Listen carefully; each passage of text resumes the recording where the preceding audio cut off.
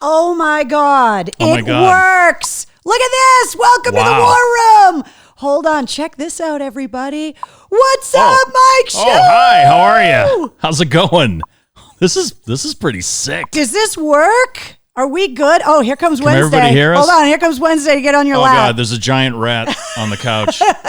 What's up? You want some beer Wednesday? No. Come on, have a little beer with me. No. Wednesday can't have beer. Hi, baby. How are you? Say hi, Wednesday. Hi. Here, look over here. Over here. Wednesday got a lot of toys in the... Hi, Wednesday. Come say hi to everybody. Say hi. Thank you for all of my toys. All right. Does this look right? I need you guys on the comments to tell us. Can you see us both? Can you hear us both? Does everything work? Yeah. This is awesome. Love it. Test. Yeah, testing. Test. Sibilance. Yeah. Sibilance. 1, 2. Test. 1, 2. Welcome to the War Room, Mike. Yeah, thank you. You've been here I've been before. here before. And it always amazes me, not just the collection of stuff you have here, but that you make people use coasters in the war room. Yeah. You know, it's like, it's the war room. You know, we should be like setting our drinks on some kind of plank ripped from a fence from some faraway land or something. I know. But don't leave any ring marks in the war room. No, you don't want to. Come on now. Don't make me pledge. Or use that old English stuff. Ooh, yeah. OE, baby. Yeah. I've almost brought a 40 works. of OE. Oh, You we're did? talking about different old English stuff. Yeah, no, different stuff. Sorry. Oh, wait, hold on. So you're drinking out of my new bullet glass. Oh, okay. Am I doing this right? Yeah. Is that me over there? Yeah. This is weird. It's very weird. Because I'm used to radio where I can just sit here and go like this. Yeah. And You like can people still won't do even that. know. Well, there's Just people don't wipe might it be on my eating. couch. Yeah, who sent this to you? This mug with a bullet in it? One of the members of the war room, man. That's incredible. I went to the post office box today, and we're going to go through all of the thank yous for all of the stuff that people sent because we got a lot of awesome stuff. But wait, maybe switch sides. Hold on. Let me try Switch this. sides. How's that? Oh my God. Is this fancy? Or Yeah, you know what? Can you make me farther away? I look better Hold when on. the camera's Then farther I can do away. that. Oh yeah, smaller is good. Smaller than. Yep. I can do that. Oh God, that's not good. That's not good? That's not good at all. All right, so let me do that. There we go. You like that? That's better. How fancy is this? This is super fancy. Hold Nice. on. Wednesday wants Except the toys. pug. Well, no, this is what. So I have to show you some of the stuff that she got today. She got Doug the pug a hot dog in the post office box today. She got this dog face thing today. She got a chewy Capri Sun thing today that crinkles. It's a Capri Sun. It is a Capri Sun. It is. Oh my God. No, you can't take it until we take the tags off Wednesday. You have to see. This is part of the war room. Is that you have to. Here, do you want this one? Look, it says "squeeze me." Yeah, squeeze it. They all squeak, and this drives boy. everyone in the war room's dogs nuts. Let's just do this for 2 hours. I've done that. I have. I've totally done that. Is everybody happy that you can read everything now? That it's not backwards? Because this is a number. Oh, that's right. Yeah. This is number 81. Yeah, the beef is forward. That's yeah, right. That's good. You can read Okay. everything. Cool. Wednesday, do you want here? Go see Mike. Go over there. No, don't get away from me. Go away, weirdo. So normally at 8:30 every night, we come into the war room. Mike, I know you've seen it. Yep. This is the war room crew. Hello, war room crew. So this is like the people that meet in the war room. Yeah, this is so we meet up every night when at there's 8:30. an emergency situation every night at 8:30. Yeah, this is like your Joint Chiefs. Right, exactly. Right. Okay, So good. this is the crew, and then because normally you're the first person that's come to the war room. Oh, that's right. You're my first guest. That's right. Oh, awesome. Yeah. I feel like I need to do this because then I'd be looking at you because you're sitting over there. Oh, right. I was like, what are you looking at over there? That's where all the booze is. Yeah, but if we look at each other, right, we're looking backwards. We're looking. Yeah, that's it's strange. Really weird. Now I'm confused. I think I'm going to be sick. I've got vertigo. Oh my God, Carrie, you're upside down. I can't see my face. But I got to thank my friend Dave. Dave. Thanks, Dave. My friend Dave, it was his grandmother that turned 103 and chugged the Bud Light when she recovered from COVID. No way. It's my friend Dave's grandmother. Oh my God. Yeah, his grandmother, Jenny. And Dave has been helping me get all of this equipment together. and getting it all work. Nice. And it's working right. And Wednesday's like literally kicking the shit out of me back here. I'm half that woman's age. I can't even chug a Bud Light. I know. I used to be able to shotgun she's such a beer. a ball buster. Oh, really? Yeah. Chugging beer, 103 years old. Yeah. Ball busting? Nah. Can you fix that, Carrie? I'm trying. I don't know if I can fix it. She can't fix it because my face is like this. I was born this way. She can't do anything unless you got some CGI stuff on there that'll make me look like Clooney. I mean, I can try to. I don't know if I can fix it while we're live in the war room. What do you need to fix? To reverse the pictures so that we can look at each other and not be looking away from each other. Right, it's strange. Yeah. So, but otherwise, baby steps. Yeah, can we just, guys? Can we just get to it? I told you guys last night that we were going from a high school television production to a college television production. This is a college television production right now. Like Mike can put his arm through there, and so can I. Like, that's look how long my arm is. It goes around the house. Ah! But this is Fitchburg State College Television. Yeah. Welcome. So for the 81st night in a row. Wow. I know. We've been doing this since March 14th. Every night at 8:30, we meet up here in the war room. Wednesday just fucking bit me because she thought my hand was a hot dog. You know why? Because she's mean. She's a mean fat rat. Mean fat rat. Seriously. But that looks like Marty Feldman. Well, and somebody drew a picture of her and sent it, and I put it there just so that she could look at you. Staring right. It's haunting. Here, let me grab this. I'm gonna have nightmares. Yeah. Oh, my head. Oh, he just hit the microphone. Oh yeah, this is nightmare material right here. Can you see that? Oh yeah. Oh, you got the reflection of the light there. So here we go. There you go. Look at that. Look at that. Look at. What was the name on the label of the brain you got? Abnormal. Seriously. So tonight we go from Cocktails in the War Room, the nightly show, to Cocktails in the War Room, the weekly show. And so I won't be back in the war room. It's because of all this. It's because this makes it weekly, because once you start investing and upping your production, I know, then everything takes longer. Right. And then you got to hire a crew, and then she's got to have a trailer. Yeah. Right? And then a veggie deli tray. Then I have me wiring it all. Right. With a keyboard on my lap, running it all. Yeah. And it's and then there's the dog. The fat rat. Mm-hmm. Yeah. So that's why it's going weekly, because the production values go up. And then when it becomes 35 millimeter, then it's like once a month. Yeah. Well, no, it's going to be every week. It's going to be on Tuesday nights at 8:30. So I can see you next Tuesday every night when I get done. Seriously? No. Just do it specifically for that reason. No, because that's valid. I mean, I can totally believe that. Oh, wait, should I look over the... No, I can totally believe that, even though I'm talking to a window right now. Or plant. Look, I'm talking to a plant. We're radio people, okay? The TV thing. You know who's freaking out right now? Ian Barrett. He is probably losing his goddamn mind right now. Yes. And he's like, Carrie, are you kidding? You can't reverse those things? I don't think I can do it while we're active. I think I have to be able to do it. Shut up, Ian. Stop being on so the fly. Seriously, buddy. But he yelled at me because I couldn't get the right lighting in my closet when we do the Breaking the Ice podcast. And it's like, all I have is I'm lucky to have a light in my closet. He's like, your light sucks. Haven't I taught you anything? I'm like, Jesus Christ, Barrett. I tried to light it as good as I could in here. It's not bad. I think we look okay. Good. Yeah. There's not a lot of ungodly shadows, and it's only going to get better from here, okay? Right. I've literally been sitting in this room for the last 80 nights talking into a tripod with a ring light on it on my phone. And now all of a sudden, what if you two switch places? Then Mike can't run the production. Oh, you don't want me running this stuff. Where is the bag of... Oh, fuck, I forgot the bag of dicks. They're in the kitchen. Oh, no. No, I have to go get the bag of dicks. I forgot the bag of the other stuff. What do you mean? That's right. No, I really forgot the bag of dicks. Oh, you have an actual bag of dicks? Yeah, I'm going to go get them. So okay. Now you're going to leave me alone with these people? I'm leaving you alone with Wednesday and the war and the room fat people. Rat and these freaks I'm on going Facebook? to get the bag of dicks. Oh, my God. Well, hurry up. Shut up, Mike. Move the talon. Quicker. Shut up. Hurry up. Hold on. I got to get the bag of dicks. All right, come here. Come here. No, come here, you. Come here. I'm going to fight with the dog right now. No? Oh, there she goes.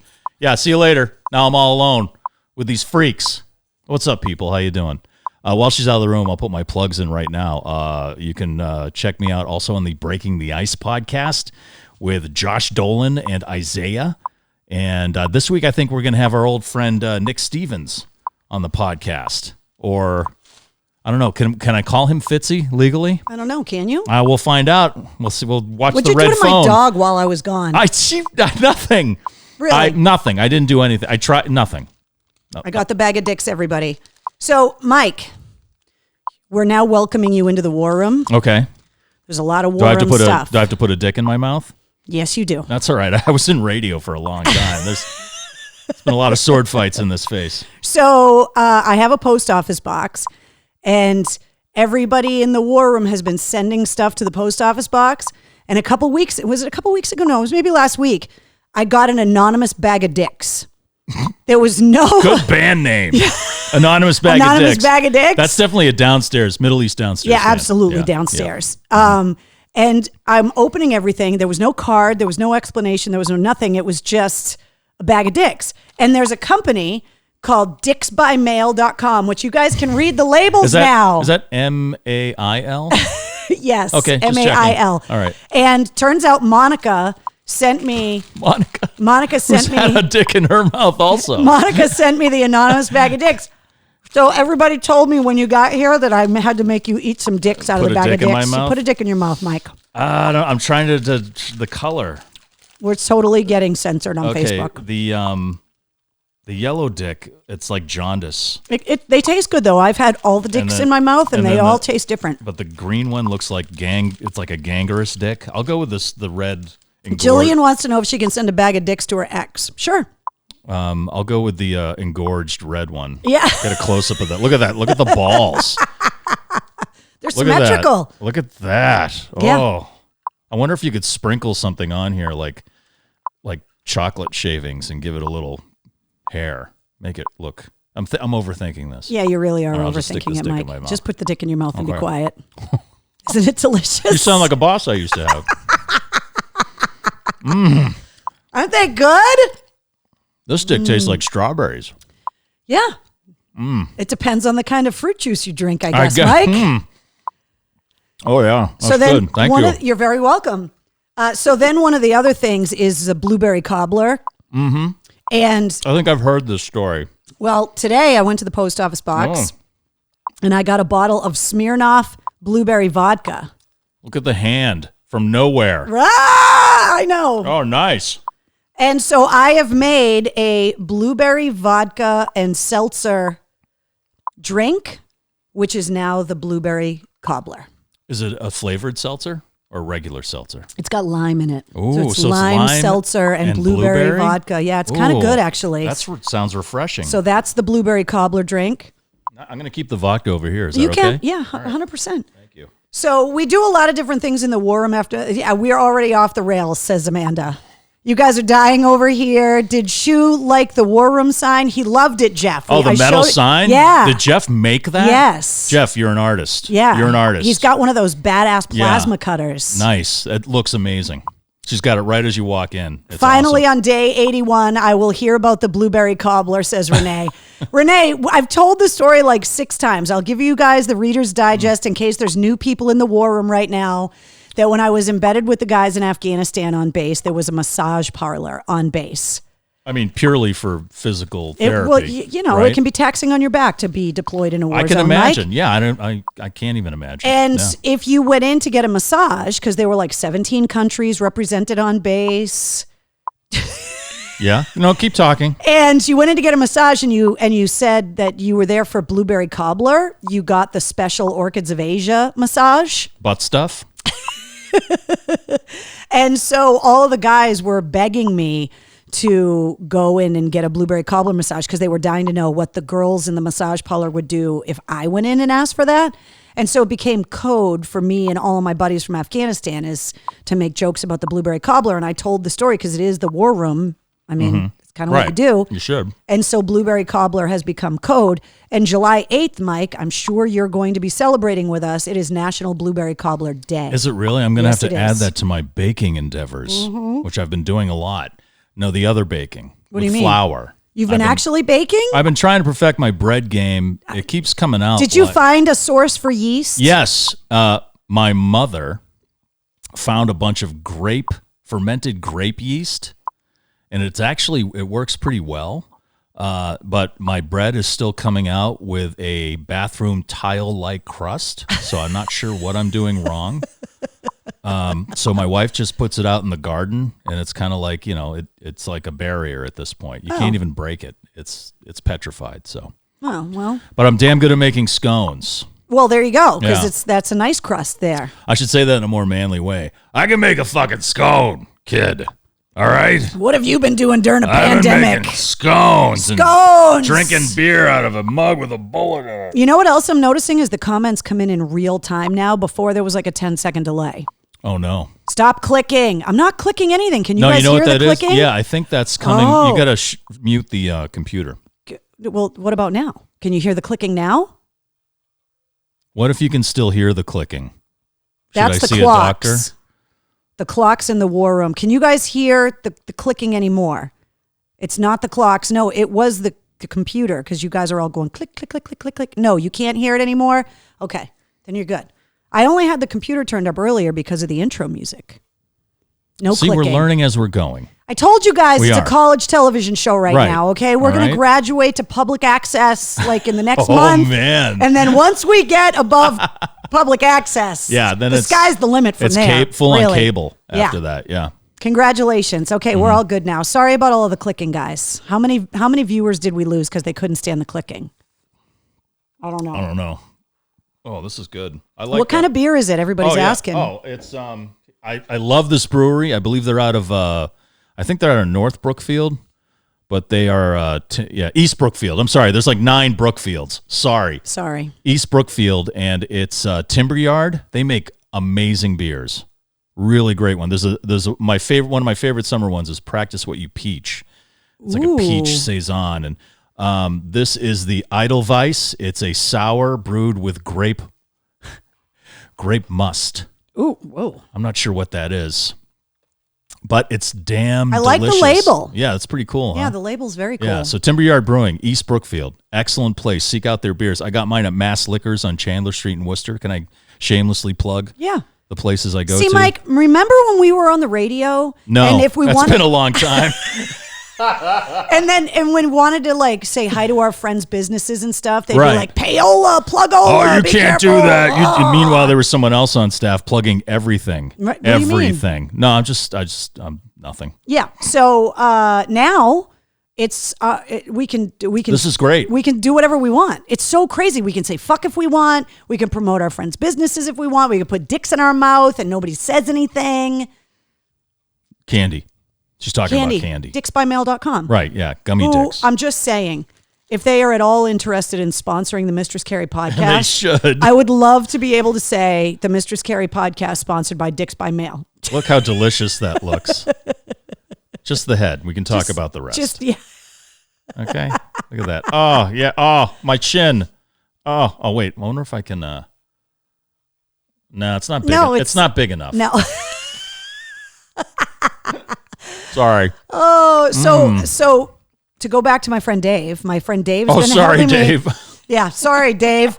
Dave and your awesome grandmother. So my friend Dave has been helping me get this whole thing like done, and we beta tested it yesterday, and that's as far as we got it tested and it's pretty checked. I mean, it looks cool from here. Yeah. I don't know what people are seeing or hearing. I don't know. Out there. Out there. Hey. But, oh my God, too close. Yeah, too close.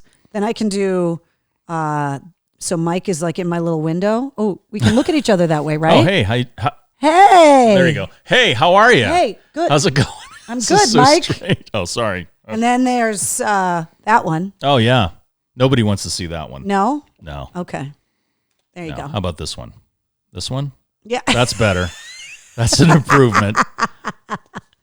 Hold on, I have a bunch of thank yous I need to give out tonight because I went to the post office box. I'd like to thank this beaver. Thank you. Is that a beaver? Oh, I don't know. Is it a beaver or is it a dog? I thought it was a dog. Is it? Nice beaver. It's got the teeth. Thanks, I just had it stuffed. Thank you. I was hoping that you were going to pick that up. So we got to thank Heather and Chloe, who hooked up Wednesday with some toys, and she sent the booze, and she also sent pickle-flavored Pringles. Have you Are tried those Pickle these? Rick? No, those aren't the Pickle Rick these are ones. dill They're the pickle. dill pickle ones. I ate a whole can of Pickle Rick ones a couple days ago. Well, those are pretty good, too. Mike, you really shouldn't talk with a dick in your mouth. I know. Just, you can't understand what I'm saying. Then- Oh, Then Tracy sent some awesome stamps. They're all like purple stamps and stuff, and a lighter. And she also sent, hold on, the garbage pail. The garbage pail kids have come back. No. Garbage pail kids, scary Carrie. And on the back it says, I got the Foul Mouth Award. Not kidding. You have the largest vocabulary of anyone in your grade, all curse words. Your filthy mouth embraces sailors. Hardened criminals visit to take notes. They tried washing your mouth out with soap, and now they can't clean the soap. If you don't like this award, you can go fuck yourself. Embraces sailors. Yeah, because sailors... What does that mean? They swear like a sailor. Oh, the old okay. saying. Wow. Yeah. Your dirty mouth embraces sailors. Yeah. That sounds dirty, just like that. It really is. Mm-hmm. Or as Zach Wilde would say, it's a harbor for schlong. I miss him. Have you talked to Zach Wilde? I have not talked to Zach. Oh, you got to get him on your new podcast. What are you doing? What do you mean, what am I doing? You look like, I was looking, and then it looked like you were about to hit me with your mug. No, unless you want me to. No, I definitely don't. I'm not don't. judging, but you know. Well, when I went to get the bag of dicks, I heard you talking about the Breaking the Ice podcast that you're doing with Josh and Isaiah. Right. So you guys did one of the episodes in here. Yes. And it was now like our third episode. Yeah, and now you got Fitzy coming on, or Nick Stevens. We're allowed to call him Fitzy, Nick Stevens. He's Yeah. on the Greg Hill Show on WEI sometimes, and he's going to be on this week. So I think that's going to be Thursday. We're gonna drop that. Oh, episode, cool. as How they many say. episodes is that now? You guys are doing one every week, right? Yeah. So it's I don't know. I have no idea. I leave that to Josh, and then he just messes it up. So but we've had some good ones. You know, we had You had the Trapped guy on. the guy from Trapped on, and Chris Taylor Brown. Yeah. And he was being he said he was being attacked on Twitter because he supported the president. But he kind of started it with Chris Evans, Captain America. Yeah, it's kind of hard to hate Captain America. I mean, he's Captain America. And he's hot. He's so even hot. I think he's hot. And that's just not because I'm eating a bag of dicks here. He's so hot. But we had him on, and we had Phil Labonte from All That Remains on, who is really one of the funniest and smartest guys I know. The guy, he's fantastic. And him and Chris went at it a little bit and stuff, so that was fun. Hilarious. Yeah, Phil Labonte's great. And, we've had Lenny Clark on, our old friends Lenny Clark. And, I love Lenny. Bill Spaceman Lee was on with us. Lenny called me like 3 weeks after we went off the air, and he was like, "Hey, it's Lenny. I just want to call and tell you that I thought I was so fucked up what happened to you guys. And I'm here if you need anything. I'm just on the vineyard. I'm bored. I'm not doing anything, but I miss you." And I was like, how nice is that? He left me a very nice message. Kind of the same thing. Man, they fucked you. They fucked you. They fucked you. I'm real sorry about how they fucked you. Yeah. And but his podcast is fantastic. Lenny's? The one he was on the Breaking the Ice podcast. He's just great.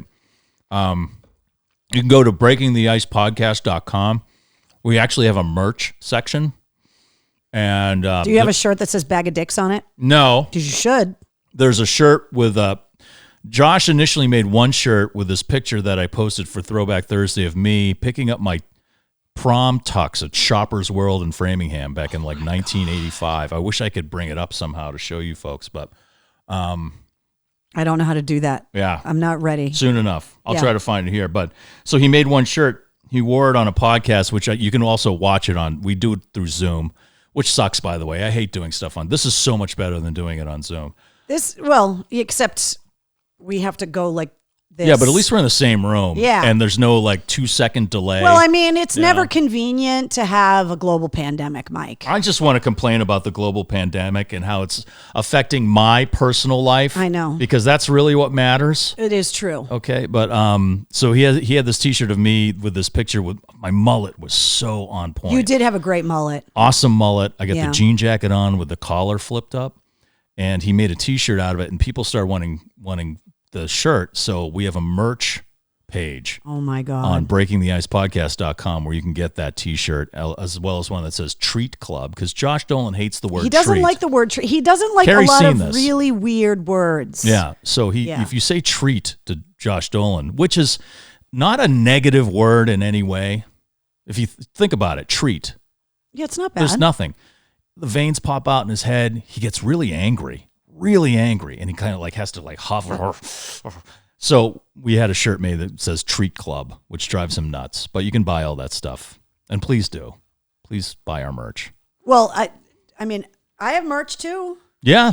Which you have over there. I got you one. I know you did. I got you the wrong size. No, well, thank you for saying it's the wrong size. But I really know what's going on. No, I got Mike a double extra large cocktails in the Warren shirt by accident. I think we've known each other long enough, and I get it. I'm fat. You're not. I'm fat, and you can I just say haven't seen you since. I got you a 2XL because you're fat. No. And then I'd be like, okay, cool, because she knows. I ordered some 2XLs by mistake instead of XLs, and there were a few people that ordered them that got notes from me because they didn't get their shirts yet because I didn't order enough XLs and I ordered too many 2XLs, but not the little robot with the 8 tracks when we were kids, but the 2XL T-shirts. And in the new order, so I'll replace your shirt. I just wanted you to have one. No, you don't have to replace it. I wanted you to know. I'll just eat more lasagna so it fits a little better. Listen, how many dicks have you eaten since you got here? I've only had like 5 dicks. They're delicious. Everybody keeps talking about how many dicks you're putting in your mouth while you're here. These friggin' dicks are delicious. I'm sorry. Dicksbymail.com. I'm not afraid to say that. Please sponsor the Mistress Carrie podcast. Yeah, please. Dicksbymail.com. Or any kind of dick. Seriously, she needs some kind of dick to sponsor the podcast. Yeah. Anything. Yeah. All right. The first episode of the podcast is next week, by the way. Can we talk about that? Like who's going to be on, or is there any guest? There's a guest. Is he or she going to be eating dicks? It's a he. Okay. I did not offer him dicks. You think he's the kind of guy that would eat dick? I think because he and I are such good friends, if I asked him to as a favor for me, he might, but I don't think he does it on the reg. Okay. Can you say it, or do we not? Should we announce it? I mean, we can. It's up to you. We're in your war room. I know we are in the war, as opposed to my war room, which is a closet. Well, I mean, Mike. Yeah, I know. I didn't intend. I'm a for fat the war man room in a small closet, small padded closet, eating cannoli, just chain eating cannoli. Mm-hmm. You know. Here's a picture of that shirt, by the way. Oh my! Yeah, look at your let me try to line that up. Look at that mullet. I want that shirt. Look at that mullet. I would wear the shit out of that shirt. Yeah, you can get that at Breaking the Ice podcast. Dude, you look so cool. Back in the day. But now I'm fat. You need a new screen on your phone. No kidding. It's been like this for like 2 years. I know. I'm that dude that never gets his screen fixed. Like, I'm not getting it fixed. Look at the mullet. You could land a helicopter on top of that thing. Yeah, you could. It's like a nice flat top. Yeah, right? Is it Howie Long? Yeah. That has that him and Brian, flat top? Yes, he has the flat top now. Yeah.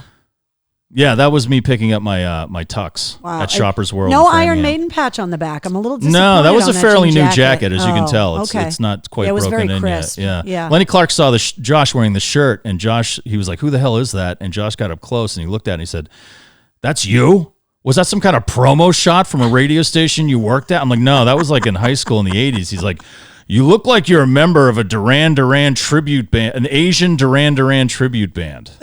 It's like an 80s K-pop. Yeah, look at that.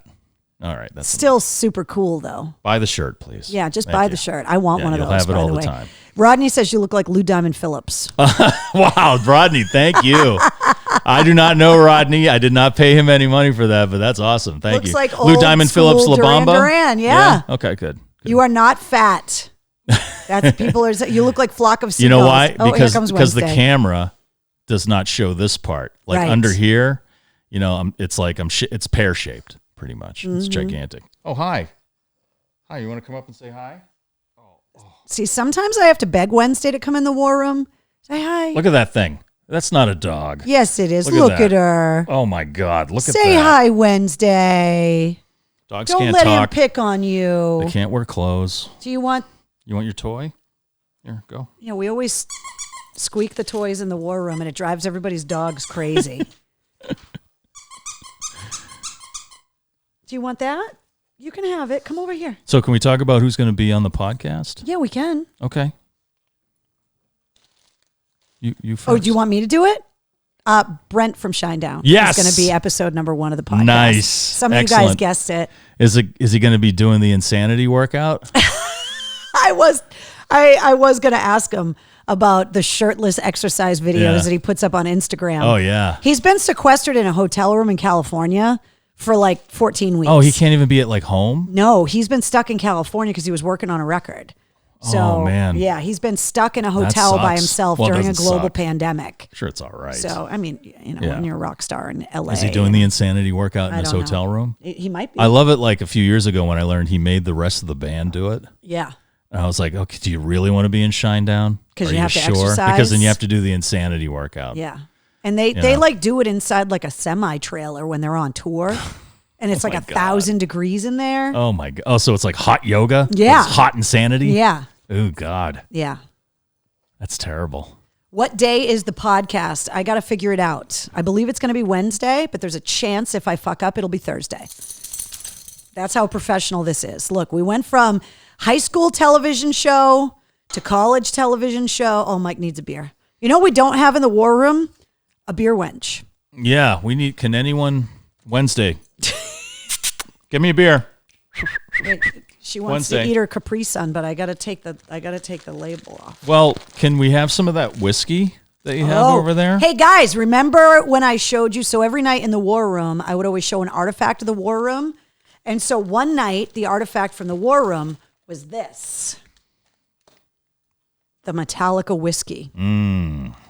I've read a lot about it. And my friend Matt went to California, went to the S&M 2 concert. Can I open these?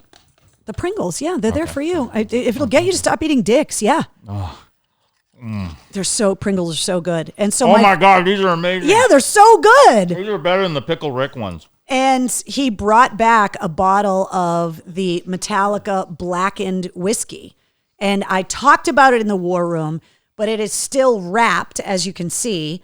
And I thought tonight, because you are my first guest, that you should do the honors and you get to sample the Metallica whiskey before anybody else. And I Okay. just handed that into the abyss. I know. And then you took it. I took it from a mysterious hand over here. Thank you. That's the whiskey wench over Shayla there. says, my husband just bought that and it's really good. Still can't believe I'm looking at Shu while he is broadcasting, says Steenie. Hi. How much did Shu smoke before cocktails in the war room? Oh, I don't smoke weed anymore. You don't? No, I've totally stopped smoking weed. Shut up. Really? I don't. I've totally given up weed. No, I have not. No. I had a little earlier today, but not recently. I was going to say, do you just sticking with the edibles? No, I can't do edibles. My metabolism is so slow. It moves at like a steamroller pace. So if I eat an edible, it just takes forever to go through my system, and that whole day is wasted. I can't do anything. So I just stick to smoking the flower or hitting the dabs, and that's just wonderful. Watch Wednesday's head.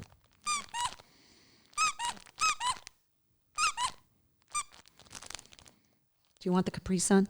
It's a chew fun, It's not like- Capri Sun. It's like a fat rat toddler. You want a Capri Sun? Here you go. All right. Okay. Now, Mama's got to do the podcast, so. Yeah, we gotta do the. Oh, this smells. Does it smell good? Ooh. Just a little. I only want to try it. I only want a little bit because I'm not a whiskey person per se, but I want to taste a it. little woodiness in the scent. Okay, that's good. That's good. You sure? Yeah, You that's a all I little want. more than that? No, Okay. I'm good. These are my good glasses too. They're super heavy. I know these are like These you are can't- real. You can't knock them over. So No, when these we are get really shit good. faced, we can't spill our blackened whiskey. All right, here we go. Okay, this is gonna be good. Take that, Ian Barrett. Yeah, there we go. Wait. Oh, sorry. I'm going the wrong way. There's the dog. Here. God. Oh, Jesus. Let's just drink But this. edible bag of dicks, says Brandy? Maybe. I don't know. Ooh. You know, I hate to say this about something that's associated with Metallica. But it's smooth? It's got a fruitiness. It's got some kind of like, what is that? I don't know. You know what it is? It's dick.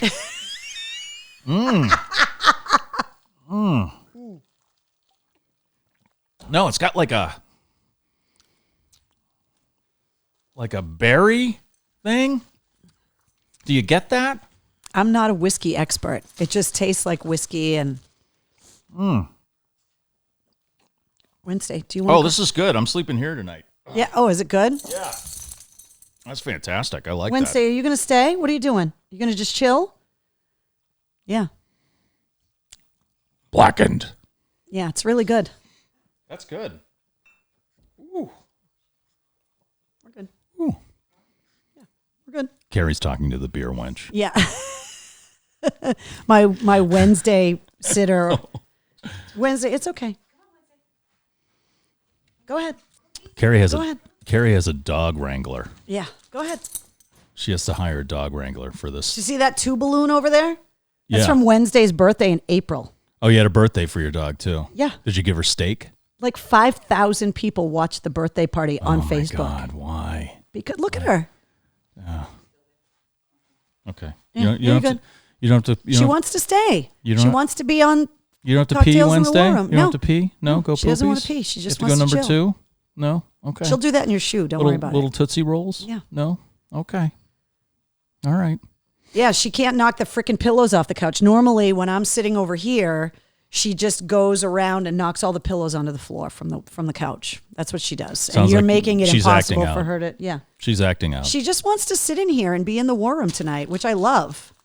No, don't eat the dicks. No, please don't eat the dicks Wednesday. for No, Wednesday. no dicks for you. All right. You can have this. Is this what is that? Is it a hedgehog? It looks like a hedgehog. Yeah, you can have That the got run hedgehog. over because it's got grooves on its face. Looks like it got run over. It looks like it has a tread mark on its face. Normally, she's my co-host, but now that Yeah. you're here, And she's still more attractive. No. She's got a face for TV. Actually, movies, horror movies. Yeah. so Wednesday, bring him. What are you doing? Do you want to No? sit on my lap? What are Okay. you doing? Huh? Normally, she doesn't want to hang out like this. Everybody normally.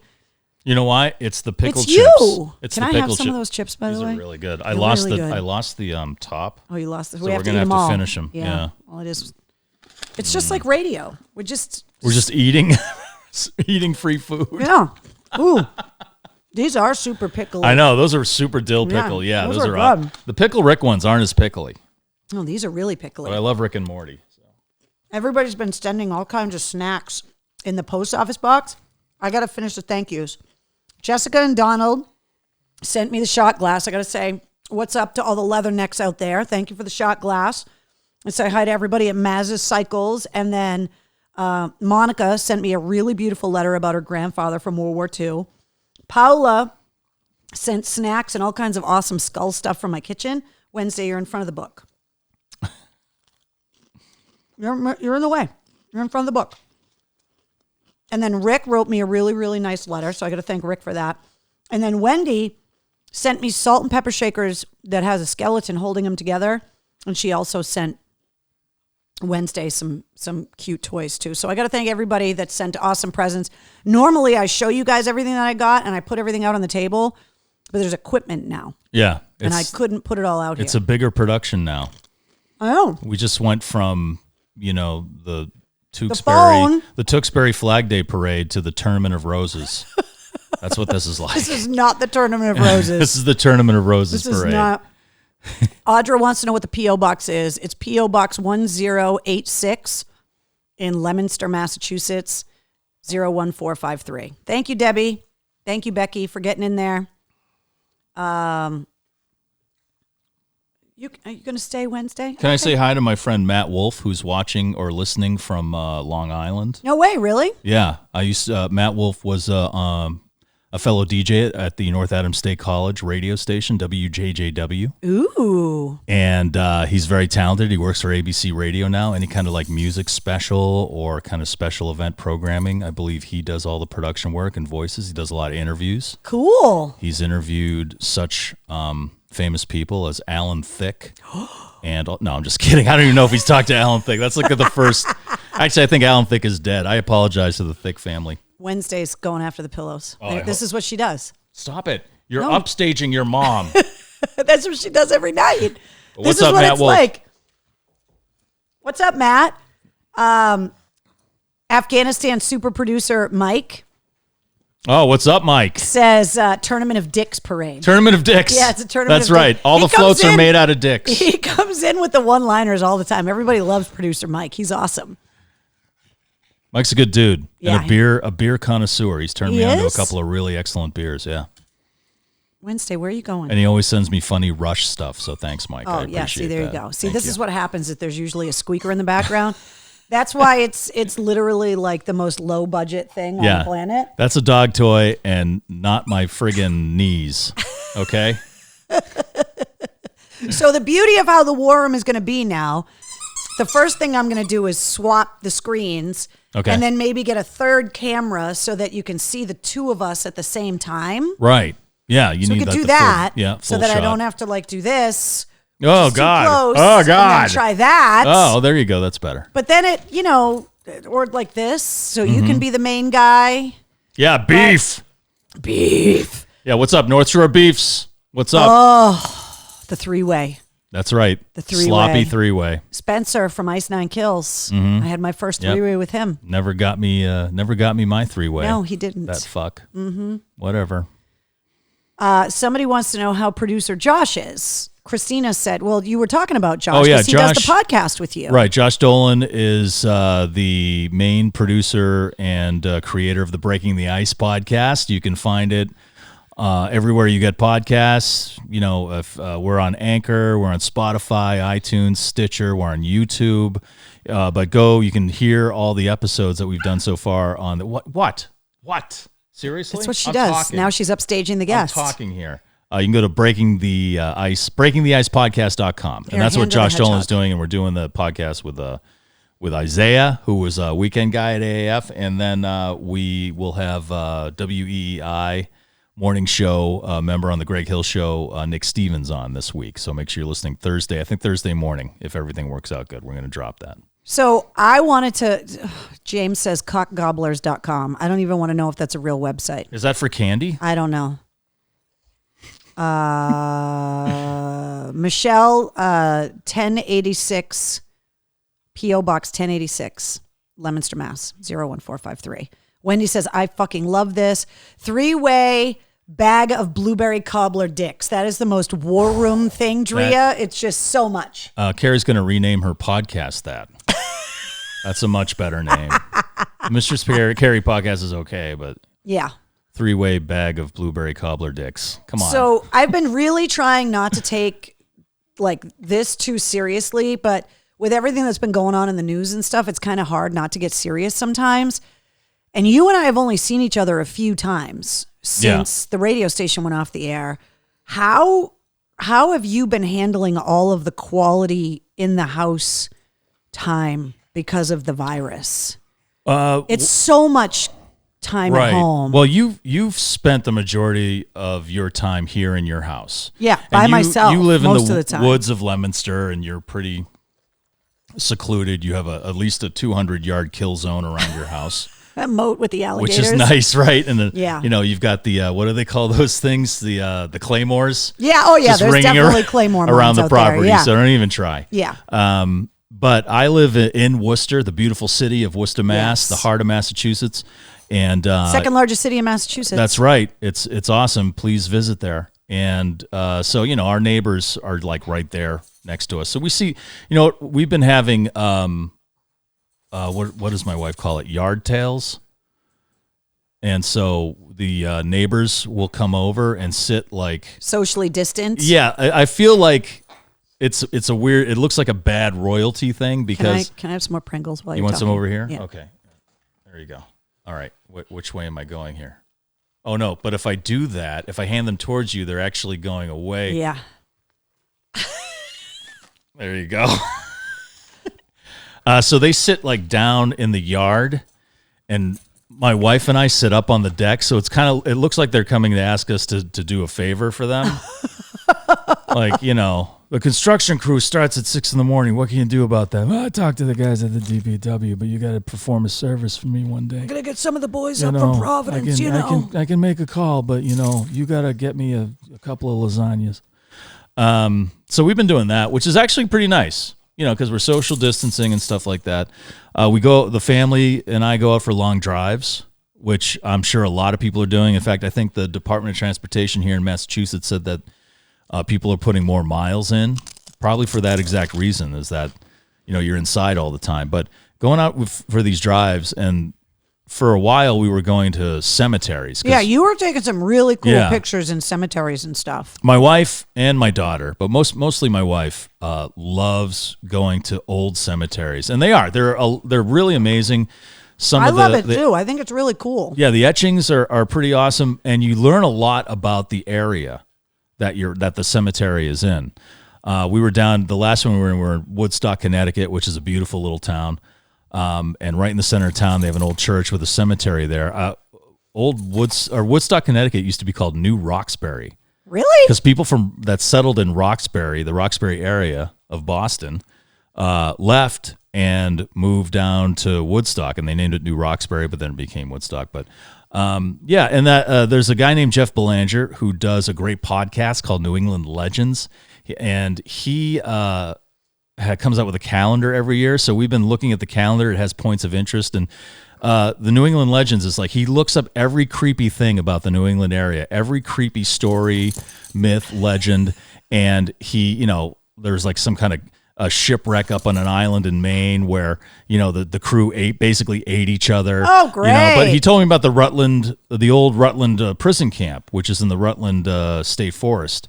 And I guess some typhus went through there. So there's a bunch of the prisoners who died were buried out in the woods in unmarked graves, but there's these mounds all in the woods and stuff, and there's old buildings and tunnels in there and stuff. So we've been kind of doing that, which is a great social distancing thing, because usually in cemeteries and places like that, there's not a lot of people. Yeah. They're all at the lakes and stuff, if it's a nice day. So this is what she does. I know, Sorry, really. I apologize. You know what? I'm gonna put my arm over her like this.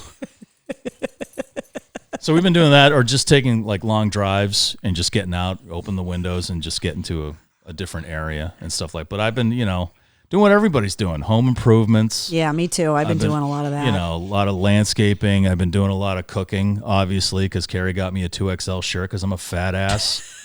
And, doing my baking and stuff. I fired up the slow cooker before I came because I'm making the Brazilian black beans. Oh. Yeah. Chorizo. Can you talk about your tortilla maker?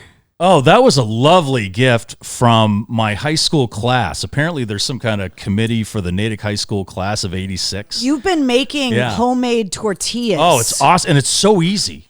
It's surprisingly easy. So, Wednesday, are you loving this right now? What's up? Hi. So they sent me this tortilla press, which is cast iron. It's super heavy. And then they give you the masa flour, and it's super easy to make. And you roll it up in little balls, and you kind of line the press with cut out pieces of plastic bag, and then you just press it down and put it right in the pan, and there you go. You got fresh corn tortillas, and so the Taco Tuesday game has definitely been stepped up. And the family loves the steak tacos. The carne asada. So we've been doing lots of that, and made stuffed peppers for the first time today, says Christina. Nice. You ever make stuffed peppers? Okay, they really need to switch spots on the couch. That arm is so freaky. I'm sorry, what Carrie. What arm is freaky? This one? Yeah. Carrie's arm is gigantic. Oh my God, look at that. She scratches her neck from the other side of the world. Holy fuck. I apologize. Like, I told you this was going to take a minute. Yeah. But that's what I've been doing at home, as well as looking for a job and soundproofing my closet. Jeff wants to know, did you stop and visit Dave Lee? Yes. Before it all went down, shortly after they shut down the station, I went down to Putnam, Connecticut, which is an awesome little town. Yep. if you get a chance to go there. And Dave Lee has a coffee place down there. We worked with him for years on the air at AAF. Yeah, he did like a hairball type show for a long time. Yeah, your 80s closet, he called it, right? Yeah, which was fantastic. And he opened up a coffee shop down there after he left AAF called Victoria Station. It was literally in a train station, old train station building, but then he bought a bank, an old bank building. How cool is that? On the corner, one of the corners in Putnam, and it's an awesome place to hang out, have coffee. They do all their own baked goods there, which are delicious. And his daughter has a side business of making like gourmet pet treats. So they got that going too. Now, obviously, I don't think he's open yet down there. He might be. I don't know what Connecticut's doing these days. Yeah, I don't know what's going on. I barely leave the house. But if you're down in Putnam, Connecticut, definitely stop by Victoria Station for a coffee or drink or a pastry or something like that. But he's doing great. But it was so cool to see all of those guys. The last night we were on the air, that was seriously an epic party. Oh my God. Now you probably couldn't tell on the air, but out in the hallways right outside the studio, it was a huge bash. There was like a couple hundred people packed into these hallways just drinking like crazy. Oh my God. Josh Dolan. Oh, Josh Dolan was crying. Kyle. Was crying. Isaiah. Oh my God. Isaiah hugged me and he wouldn't let go. So many hugs. I thought about calling the police. It was bad. But yeah, it was nice to see all what was one of my favorite parts of that was all the old street teamers. Yeah. The AAF street team, when I first came to AAF, it was 99, like late 98, right? 99. Yeah. And one of the first things I noticed about the WAAF street team back then was it was mostly full-grown men. When I mean full-grown men, I mean like men in their late 20s, early 30s. Yeah. One guy was like in his 40s or 50s. Well, I don't want to upset Ricky G. No, well, there was two Ricks.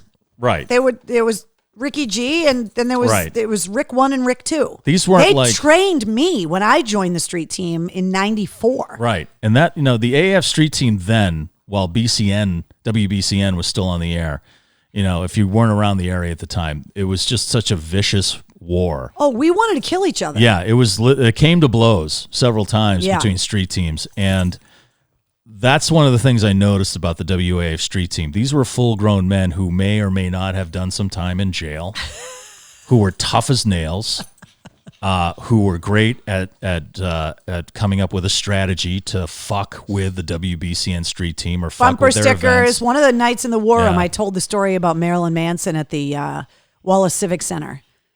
And they sent that poor BCN street team kid, and then everybody that came out of Marilyn Manson bumper stickered him. Oh my God. Against his will. Oh my God.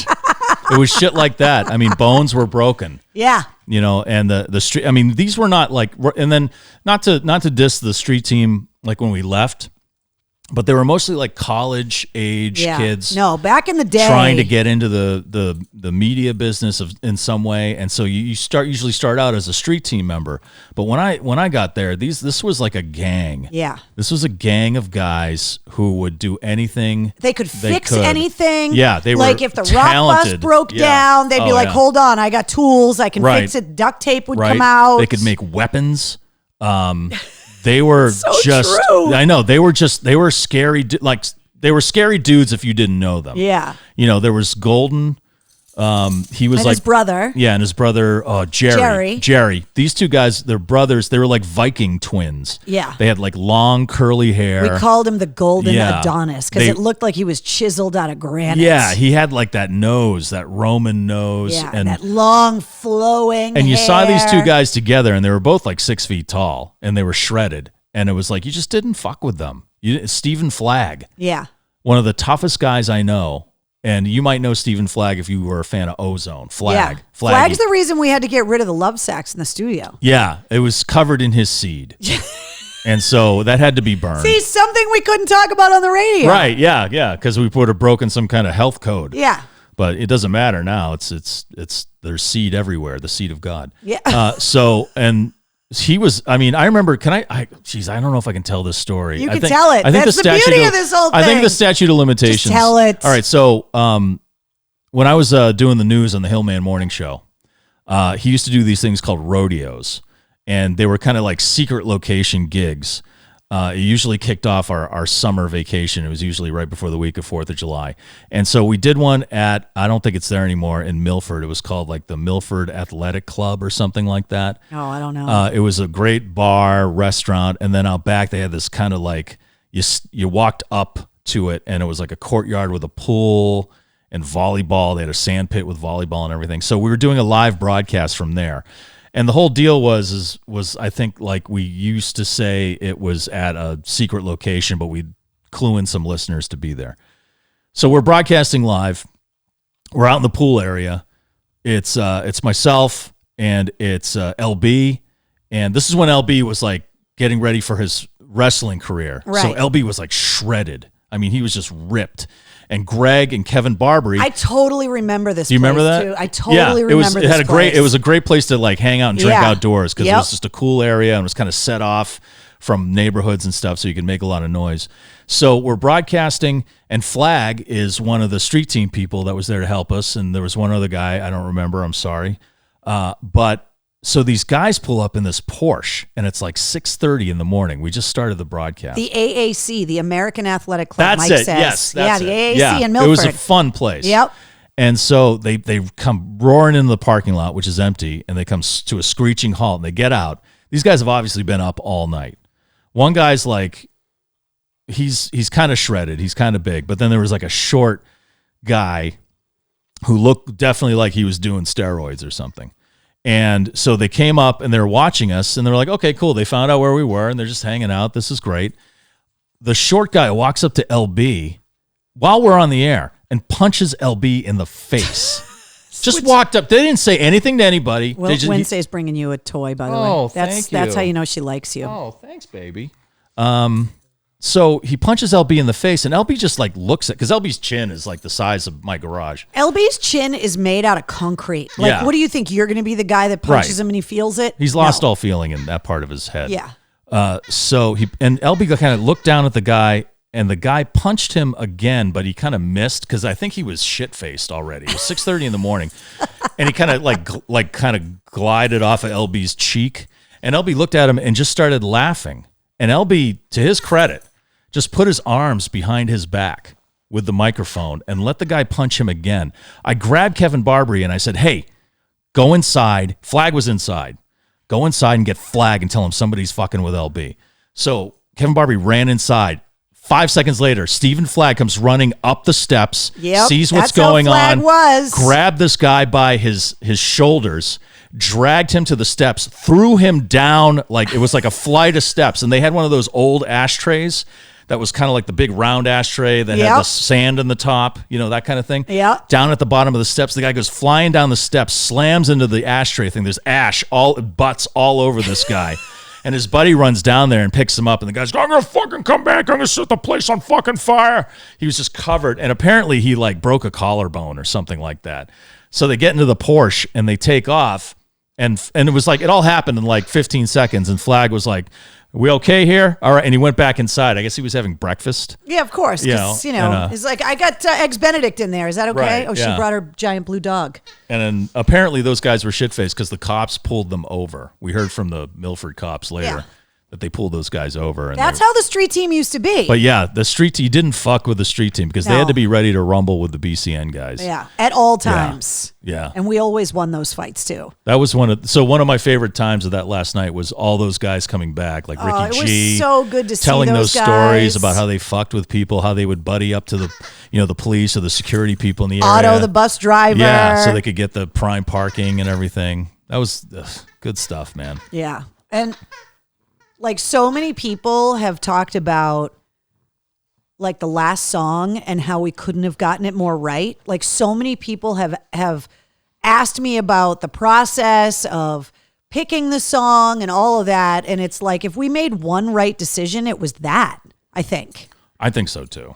And there was a lot of thought that went into that. Yeah, we really did. Like our boss, Joe, like the three of us, we were so concerned with getting it right and making sure that everybody was going to be supportive of what we chose. Like we knew it was going to get scrutinized. It had to hold up to the 50-year legacy of the radio station.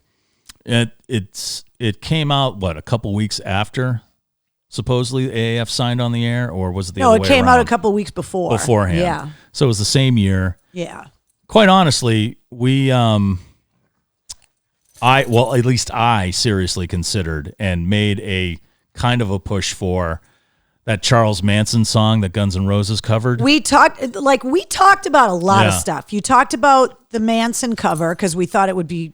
What was that, Girl Get Your Head Together or something? Yeah. They Guns N' Roses did it on the spaghetti incident. Yeah. So if somebody can come up with that. Yeah, somebody Google it. That's what the War Room people are good at, the Googling while we're hanging out. Good. Because So- my fingers are so fat I can't work my phone And I that can't quick. Google it now because my phone's over there, which is over there. You know what I mean? Can't that rat get you your phone? Can't No. it fetch things? No, look, she's passed out behind me. Oh All my you can see is her God. ass. Lightweights. Normally, that's my co-host, Mike. Like, it's me and the dog that have been in here talking about world events with all of these people in the Well, world. you're having Brent from Shinedown on, so she better get her shit together. Yeah. He's going to be on the podcast, not in the War Room. Oh, okay. I got to start with the podcast first. But the beauty of this software that my friend Dave helped me get working is that I can have guests in the War Room Right. remotely. Right. So if you didn't want to leave the house and you just wanted to get fat and wear your double extra large t-shirt that I just gave you, Mm-hmm.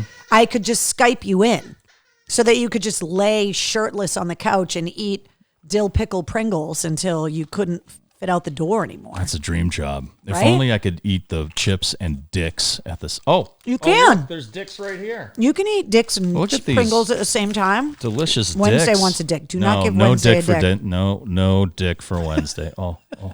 Beef. Beef. Look at that. It Yeah. was girl get your what is it? What's your game, girl? Yeah. So Or we look seriously considered that. Well, We I looked at did. that. I seriously, because I said, how fucked up would it be if we left with a Charles Manson tune and went in, then it became Christian programming? Yeah. Yeah, that would be pretty sick. You know, I mean, there was the Stairway to Heaven thing. There Yeah. was like Highway to Hell. Pantera. Like, you know, we thought about everything and then it just made way more sense to. What are you looking at, Shu? Well, this is how the cameras are set up, and Carrie hadn't figured out a way. Yeah. I You got to know. reverse the cameras. So what I'm doing is sorry. I'm looking I at- can't do it while we're live. She has porn on the TV. We'll do it live. Can't do it while we're live. Also, Black Sabbath is, I would guess, a band that has been played, that was played at WAF in all 50 years. well, What'd you Ozzy think? was for sure because he Yeah. came out with a new album the week before we went off the air. Yeah. So But he I was mean- the only artist that lasted as a relevant current artist all 50 years. Right. But we'd been playing Sabbath. I would assume that in the early 70s, when the Sabbath album came out, Yeah. I'm assuming we AF, had to being have a been playing freeform that. I mean, FM, I wasn't even you know. born yet, but we had to have been playing it back then. Yeah. Somebody tell us. Yeah. I don't know. But we looked at like Fade to Black. We looked at Helter Skelter. Like we looked at all of this stuff. And then we finally just decided that the song that kind of is credited with inventing heavy metal was the way to go. And because it was about Satan and it was becoming a Christian station. Right. You know. People running because they're scared. Yeah. Yeah. We thought it was Exactly. a good segue. Yeah. I thought it was Right. great. I was was- super yeah. happy. So- And what's really funny is that people will tweet me and stuff now when they hear that song. It reminds them of that night. Yeah. Like if it comes on their Spotify or whatever, and it's like, oh my God, I'm like tearing up now. I've talked to quite a few people who were listening that night, and it's usually they were in their cars, like in their driveway. I talked to a woman who I can't remember the name of the restaurant, runs a restaurant in Leicester, I believe, and she said the whole crew went out to her car and listened to the final song, and so it's nice. It's nice to hear that there was a lot of Yeah. people with us, you know, at the end. And those Which was great. pictures, like, thank God Greg Caparel was there to like Yeah. get a lot of those pictures. But there are pictures of you and I that, first of all, I'm a mess. I was we were hysterical. We were both a mess. mess. It was tough keeping it together. And like, I look at the agony on my face and I was like, Jesus, like, I can't believe it was almost 4 months ago or 3.5 months ago. It seems or a whatever. lot longer to me. To me, it seems Like it a was whole years lifetime ago. Yeah, it's so Yeah. weird. Yeah. So a lot of people were asking, like, what is like, where are you going? Like, what are you going to do? Because people have been asking if we're going to work together. And I've told everybody, like, I would love to work with you again. You know, like, I would too. Yeah, that would be great. Like last night I was talking to get serious for like 2 seconds, because it's been impossible to not have serious conversations here in the war room with everything that's been going on in the news between the pandemic and George Floyd. It's impossible to just try to, you know, talk about bags of dicks all the time, because the world is going through some serious fucking shit right now. And one of the things that I was talking about was that I was looking so forward to having you come in here, because I don't know how many times I've said it, that by far, out of everyone that I've ever worked with, you are by far the most intelligent person. Oh my God. That I've ever. You are high as a kite. I am not high as a kite. I may be buzzing off of my blueberry cobbler cocktail, but it was one of those things where it was like, you know, there have been a lot of major life events, like major news stories that happened while we were in the studio. Yeah. And you and I have talked through so many things. Well, how do you feel about this? Well, what if this passes? And it's been so weird kind of being sequestered in my house, because normally you and I would be essential and we'd be at work, and I would see you in the studio, and you would always have a different perspective or a new way of looking at something that I never even thought about. And you've changed my mind on things, and it's been so hard. Which is not easy, by the way. No, it's not. So give me a little credit for that. Like, I'll give you guys an example to get real for just a second. So the first time that they had talked about putting gay marriage on the ballot in Massachusetts, Mike and I got into a conversation off mic about it. And in my naive kind of brain, there was just a part of me that had so much faith in the people of the United States that I was just like, well, just put it on the ballot and let us vote on it. And I'll never forget when you said, like, well, did anybody vote on whether or not you can get married? And in that one moment, that naivete that I had, that the masses could make the right decision or like whatever, it all went away. And I was like, oh my God, Mike, you're so right. Like, of course there are going to be places that wouldn't vote that in or whatever. And I just miss being able to have these conversations about whatever's going on that maybe I just didn't even think about it in a way that you could have, and it's been really hard. Like last night I was talking about mental gymnastics. Like, you would have to be fucking Simone Biles to be able to do the mental gymnastics that is required to wrap your brain around some of the crazy things that are going on in the world right now. Like, I was talking about this image that I saw about this white woman that was literally screaming in the face of an African-American police officer at a rally. And my brain there was like 75 different things that were going on in my brain at the same time, because everything that's going on is so nuanced. And there's so many different layers of everything, and trying to process all of it while you're dealing with the pandemic when you're supposed to be social distancing and not being around people has been really hard, which is what's made the War Room great, is that we kind of talk about all of this stuff and just, you know, that's the rule of the War Room, is that like we're all kind of in here together just trying to process everything and support each other. Like Mark the other night, you know, lives in downtown Boston, and his neighborhood was where a lot of the riots were happening. And so everybody in the War Room was really worried about Mark, because we didn't know if he was okay, because it was all happening where he lives. And it's just like, for years, you were this to me. You know what I mean? Like the sounding board, the person that I would talk through things with, and not having you there every day has been incredibly hard. And it sucks. Well, thanks. It does suck. It does suck that we can't. I mean, we can talk and we text and, right, yeah. Hey, what are you doing? But it's different when you're live. Yeah, like, you know, there's an energy there, and then you have people chiming in like this. We had the text line and the phone lines, and yeah, like Jeff, like what's your viewpoint on UFOs? Which is one of the crazy fucked up things that's happened. Is like the Pentagon confirmed UFOs are real, and no one's even talking about it. It still didn't distract us from how bad our government's handling the COVID-19 Yeah. pandemic. Or the so they said, parallel we better universe. release the UFO files because we're fucking up. And that didn't do it. And then the murder hornets, and that didn't do it either. No, and then they're like, You we're know. canceling St. Patrick's Day in Boston, and that didn't then do it. Then it was like, oh my God, and the marathon. And Tom Brady left. Yeah. It's like, I mean, seriously, what the fuck is going on right now? Yeah. Well, I was at... Marianne, I'm trying not to cry. Knock it off. Yeah, stop it. Stiff What upper did lip. Marianne say? She said, you're going to make us cry again, because I've cried in the war room, I think, 6 times, everybody, in geez. 81 nights. Because it gets overwhelming sometimes. Yeah, like, there's a you lot to spend deal so with. much time watching the news and trying to know what the Right. hell's going on, and you're processing it by yourself. Yeah, And for you're the like, most part. you're yeah. like, what is going on that I need to talk it through? Like, come here Wednesday. Come and talk it through with me. Come sit on my lap. This is what I do. Most of the time I'm in here by myself going, Wednesday. What, did you just sneeze on the microphone? Right. And it's quite plus we were adjusting to not being on the radio. And Well, not being essential, being unemployed for the first right, time. being like, unemployed. Yeah. But with that job, you're kind of like on all the time. And I don't mean like, you're like, hey, everybody, I'm at the supermarket buying soup.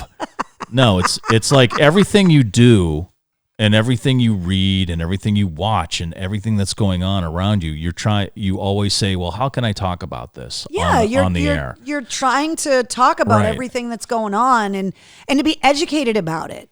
Right. We couldn't just go on the Right. air and be like, I don't know. Right. Like, you have to know what the hell you're talking Radio about. people are, what's the word? It's like my new favorite word, ultra crepidarians. Ooh. Which is... See, this is why I like working with Mike Shue, because I would learn shit. Right. So that is a person who knows a little bit about something, but has convinced themselves they're an expert. Oh, I like that word. And that's basically what radio people are. One of the main facets of what they are. So you gotta, like, something happens, you gotta like read up on it real quick, and then you gotta talk confidently about it. I'll always used to say you gotta come confident. Yeah. And it's true. You come confident, and people will believe what you're saying. And that's been proven millions of times in media. And so that so there's an adjustment from doing that every day to not doing it at all. yeah. And so for a while I was doing that still. And then I've learned to not live like that, which is a new thing for me because I had been doing radio. It's like our whole adult life. Yeah, pretty much for over Yeah. 30 years at one station or another, 20 of those at WAAF. And it's weird going out and doing things and not having to worry about, I'm not saying it's a problem. It's just a strange adjustment for me in my brain going out and not thinking about how am I going to talk about this on the air. And Because you're always trained to just be like, okay, everybody on the news is taking this take. How can we look at it from a different angle? How Right. can we make people laugh? How can we get it to be a dick joke at the end of the day? Like, I mean, it is WAF after all. Like, we do have to kind of, Yeah. make dick jokes. So dicks and tits. Yeah. If you haven't noticed tonight, I don't know what you're talking about. dick. We'll go this way this time. Oh. Oh, look at that. Oh, that's engorged. But it's been so weird. It like the world would have been weird enough if we were just getting used to the radio station being gone. But then to have the pandemic hit Right. and to get used to that whole thing. Everything closing down. And then Memorial Day weekend, the country changed again.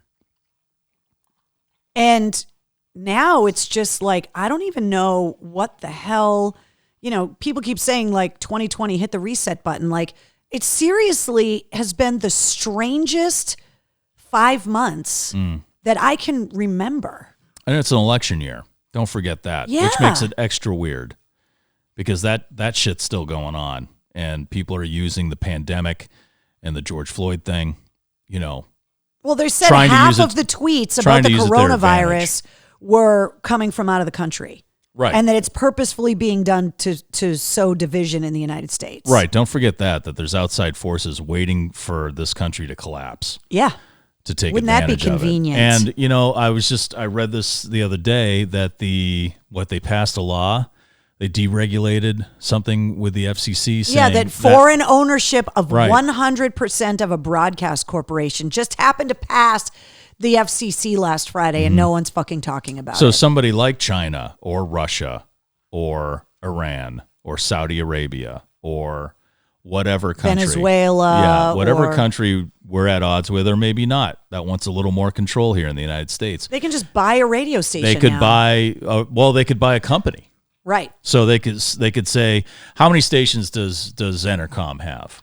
254. Yeah, so like that? they could say a foreign country comes in and says, I want to buy Entercom, and they have the right number, and Entercom says, okay, you got it, and they sell, and next thing you know, this country is 254 radio stations owned by Right. a foreign entity. right, which is not right. It's so No. weird. So that, plus the election year, so you got all that going on, and it's a very strange time. It's just, I feel it's weirder because we got fired before it all went down. That was kind of like the start of it. I put a which was poll up strange. on Facebook. Did WAF going off the air trigger the end of the world? 95% said yes. No, it was the Red Sox getting caught cheating. What happened first? The Robinson brothers kissing and making up, or the Red Sox getting caught cheating? Because I thought maybe the Black Crows getting back together. No, the Robinson brothers happened first. Just saying. Yeah, okay. Chris Robinson said it. He said, these are weird times, man, when we saw them at... Yeah, we went to the Brighton Music Hall. Right. The and he said was that the Wednesday night before we went off the air? Yeah. And he said, that's weird, man. Never thought this would happen. The Robinson brothers playing back together. Weird times. Right after they played Wiser Time. He goes, never thought you'd hear a 3-minute version of Wiser Time either. Yeah. Ever. Yeah. And then the whole world went to shit. It's easy. It is. The whole world, it seems like it's going to shit. And it's easy to see and hear all of that going on. But there's still people out there working hard Well, and there's to still, try to make it better. There's still a lot of, that's what I was going to say. There's a lot of great stuff happening. Like, we sold 765 cocktails in the War Room t-shirts that are going to go towards the Mass Military Support Foundation's Food for Vets program, all the profits from those shirts. So we're helping to feed veterans, especially at-risk veterans that are older or immunocompromised that need food assistance. So there are so many people that are being generous and wanting to do good things. And, the volunteers that have been scraping graffiti off of buildings and helping board up stores and donating their time and sewing masks. I mean, it doesn't take too much effort to find people that are doing really good stuff. And that, I always say this about Americans is what we do best. Yeah. And it doesn't seem like it right now. It's really hard It doesn't to be seem like it optimistic right now. But one of the best things Americans do is come together in a time of crisis. And everyone always says, well, look what happened after 9/11. Why can't it be like that anymore? Well, because also we're Americans. So when it's needed, we can come together and solve problems or come together to help other people and help the country. But as Americans, we also are very independent and we come from all over the world. And so when those times aren't happening, we are arguing with each other because we can. Yeah. You can't argue with each other in some other countries, maybe some other superpowers that are out there. Well, there are a lot of It's just countries not where allowed. me sitting in front of a microphone wouldn't even be allowed. No. And I'm, Or you having purple hair, for crying out loud. Well, I could have purple hair. You wouldn't see it. Right. It would be covered in some way, under a wig, under a scarf. I'm very well aware that, of how fortunate I was to be born where I was and when I was as a woman in the world. Right. Just walking around Afghanistan and Iraq taught me that lesson right quick. But- Somebody's asking about the profits on the shirt, by the way. Until I get the second batch of shirts from T-Shirt Brian and get them all shipped, I won't have an exact number, but I believe it's well over $5,000 as a donation to the charity. But because we didn't flat rate ship all of the packages, I can't accurately predict what the shipping costs are going to be because every single package has to be weighed and then it's based on how far it's shipping to give me the price. So that's why I haven't announced the exact amount of number that's going to the charity yet because I don't know yet. But see, that just right there, that's a great example. And I always thought this when WAF did the Rock for Change every year. All year I'd be like, people suck. I fucking hate humanity. Everybody's when you said fuck, almost looking for a dump button. Like, I'm still right? trained. And I love being able to say fuck. Yeah, it does feel good. But then the Rock for Change would happen, and people would just donate tons of money to help the food banks. And it was like, okay. And we did the Vinyl for Vets thing, and people came through and donated a shit ton of money. And so it's like and that was the great thing about AAF. That I've only worked at a few radio stations, but that working at AAF by far had the most enthusiastic listeners when it came to helping us out with charities. Yeah. There's no doubt about that. Well, it's always the people that you think are the scariest. It's always the bikers. It's always the metalheads. Everybody with tattoos. That's always like the sweetest, nicest, most generous people on the planet. I love hearing you guys swear, says Michael. Pillows on the couch. Amazed that Wednesday hasn't knocked them all off. Ron, she's been trying. Seriously. Can't wait for my fucking t-shirt, says Kathy. Look, I'm working on it. The fuck? What's the holdup? You can have my 2XL, Kathy. I'm not saying anything about you or your body type. I'm just saying Carrie got me a 2XL because she knows I'm fat. I did not. She's like, hey, I got you a t-shirt. I'm like, great. It's a 2XL. I'm like, okay, I get it. Yeah, we need AAF back. That's all there is to it, says Fallon. Trust me, we would both love it. Yes, we would totally love it. It's been very interesting trying to figure out what the hell to do next when your resume is WAF. Yeah, exactly. Like, where do you go from there? Yeah, I mean, that's my last 20 years. What else are you qualified to do? That's all I've been doing. And what do you do? I talk about music. I talk out my ass in a microphone in a padded room. I make dick jokes and talk to rock stars. Talk about boobs, and we eat second lunch almost every day. So there's a lot of food Get talk. fed for free. Yeah. Not a lot of jobs doing that right now. Not a lot of jobs doing that at all right now. Yeah. Not a lot of jobs let you bring your dog into work. She really likes you. I know you don't like pugs. Is this my Capri Sun? But she really likes having you here.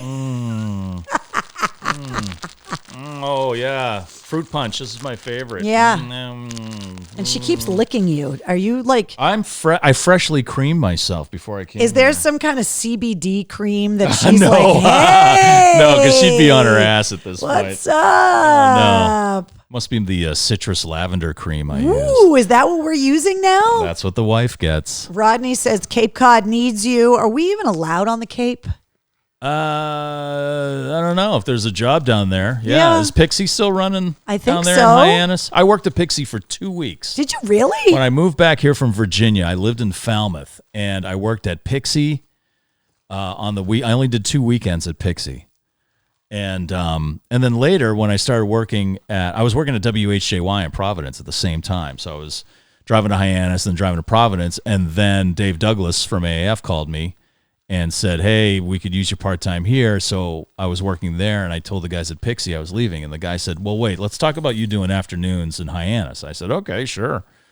And I remember going in there and talking. The guy's name was Steve Miller, not the guitar maestro, but his name was Steve Miller. God, it's got to suck when your name's Steve Miller. I know, that's like, tough, come right? On. It's like Michael Bolton in Office Space. Do you know him? And I remember the guy like sitting there talking. He's a great guy because you're not gonna, we can't pay a lot, but in the summertime you have an opportunity to make a ton of money because the population of the Cape like quadruples or something like that. And I was seriously thinking about it because I love Cape Cod. And I was like, okay, I could live in Cape Cod. I've lived in Cape Cod in the winter. It's not that bad.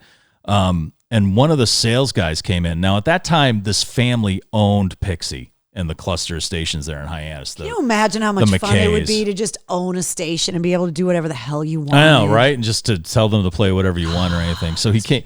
This guy comes in during the interview to give this guy Steve something, and he goes, "Oh, this is Mike Shue. We're talking about him doing afternoons. He's working at AAF right now." And the guy goes, "Oh, really? Well, listen, man, this is Hyannis. This isn't WAAF. You can't say whatever the hell you want." And, talk about all that garbage that they're talking about on the air. This is a totally different place. And just keep that in mind when you're on the air here. And immediately I went, well, fuck this. I said, okay, thank you very much for that. And I looked at this guy, Steve, and he goes, well, I guess that's it. So good luck to whatever you're doing. Because he's totally like, I know you don't want to work here now. But it was nice because that showed me the kind of reputation WAAF had. Oh, we had a reputation. And I was like, well, that's obviously the place to work. Yeah. You know, I don't want to work in Hyannis. I want to work in Westboro. Yes. Yeah. Freiburg Parkway. Yes. Was there truth to the fact that, or truth to the story that when we left that studio, the DEA took over that office? Oh, I don't know.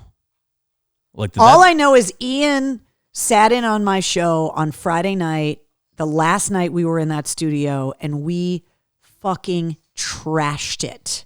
Real professional. They Carrie. told us, the engineers said we could because we were flipping the switch from the Westboro studio where we played CDs and carts, like the 8-track things, and we were flipping the switch to a new automated WAF that didn't play CDs anymore because all the music was in the computer and everything was digital. So we were getting all new equipment. We were getting everything. So they were like, do whatever the hell you want in the studio. It's the last time anybody's going to be in there broadcasting. And we were like, great. And we just trashed it. It was so fun. It was such a good time. And what was crazy is that on my 20th anniversary, Ian came in to help me celebrate my anniversary, and he brought the WAF sign that was in Westboro on the wall, and he saved it from that night and gave it to me on my 20th anniversary. Wow. And I have it downstairs. That was a fun studio. It was a lot of fun. It was fun because there weren't other radio stations in there. Well, there was Worcester's Team, what was that? WTM, Worcester's Team, before it became WVEI. There was that little studio. Before right outside outside the door. Yeah, and it's now WVEI. Greg Dickerson used to work out Greg of Dickerson, there. Yep, Chuck Perks. Yep, who's now on the Pike. And he has Mike Wild. Sean says, "Are there photos of you trashing the studio? I'd have to get them developed." Any photos that were taken at that studio at any time should be cleared by legal. Back then, we used to. I'm not kidding. I used to keep a filing cabinet. Remember my filing cabinet in the corner of that studio? Yes. Because there was nowhere to lock anything up. So I put a filing cabinet that I could lock up stuff in there. And I used to keep a Polaroid camera with film in it, just in case anything weird happened in the studio. Just in case anything weird happened? Are you kidding me? That I could get That was like every night. Oh my God. My third night, Alicia Class is like stabbing this girl's pussy with a dildo. I mean, she was like Psycho, like Anthony Perkins in Psycho. I walked in and she's like, and this Alicia Class is doing this, and I'm like, what the hell's going on? It's Wednesday. And I was taking Polaroids. It's Wednesday, for fuck's sake. Come on now, it was a Friday. No, it was like middle of the week. No, it was a Friday. It was middle of the week, and there was this woman a Thursday having sex with a sex toy in there. It was not a Wednesday. The best I thing was could have gotten away with that on a Wednesday. I walked in the door, and the first thing Carrie did was spin around in the chair and just go, shh, because she was recording it. I'm like, I'm speechless. I can't say anything anyway. And then when Alicia Class was done, she like got up, and she was walking out of the studio, and she looked at me, and she went, what's up? I was like, what's going on? I don't know. I saw you fucking that chick with that dildo. What's up with you? Holy Jesus. Yeah, there was a lot of that. Yeah, there was... Marcy's saying that there are more riots happening in Brockton and in Boston right now. In Brockton now? Yeah. Fuck. You know, I was at that's not me. That's Wednesday. That's the dog. Yeah.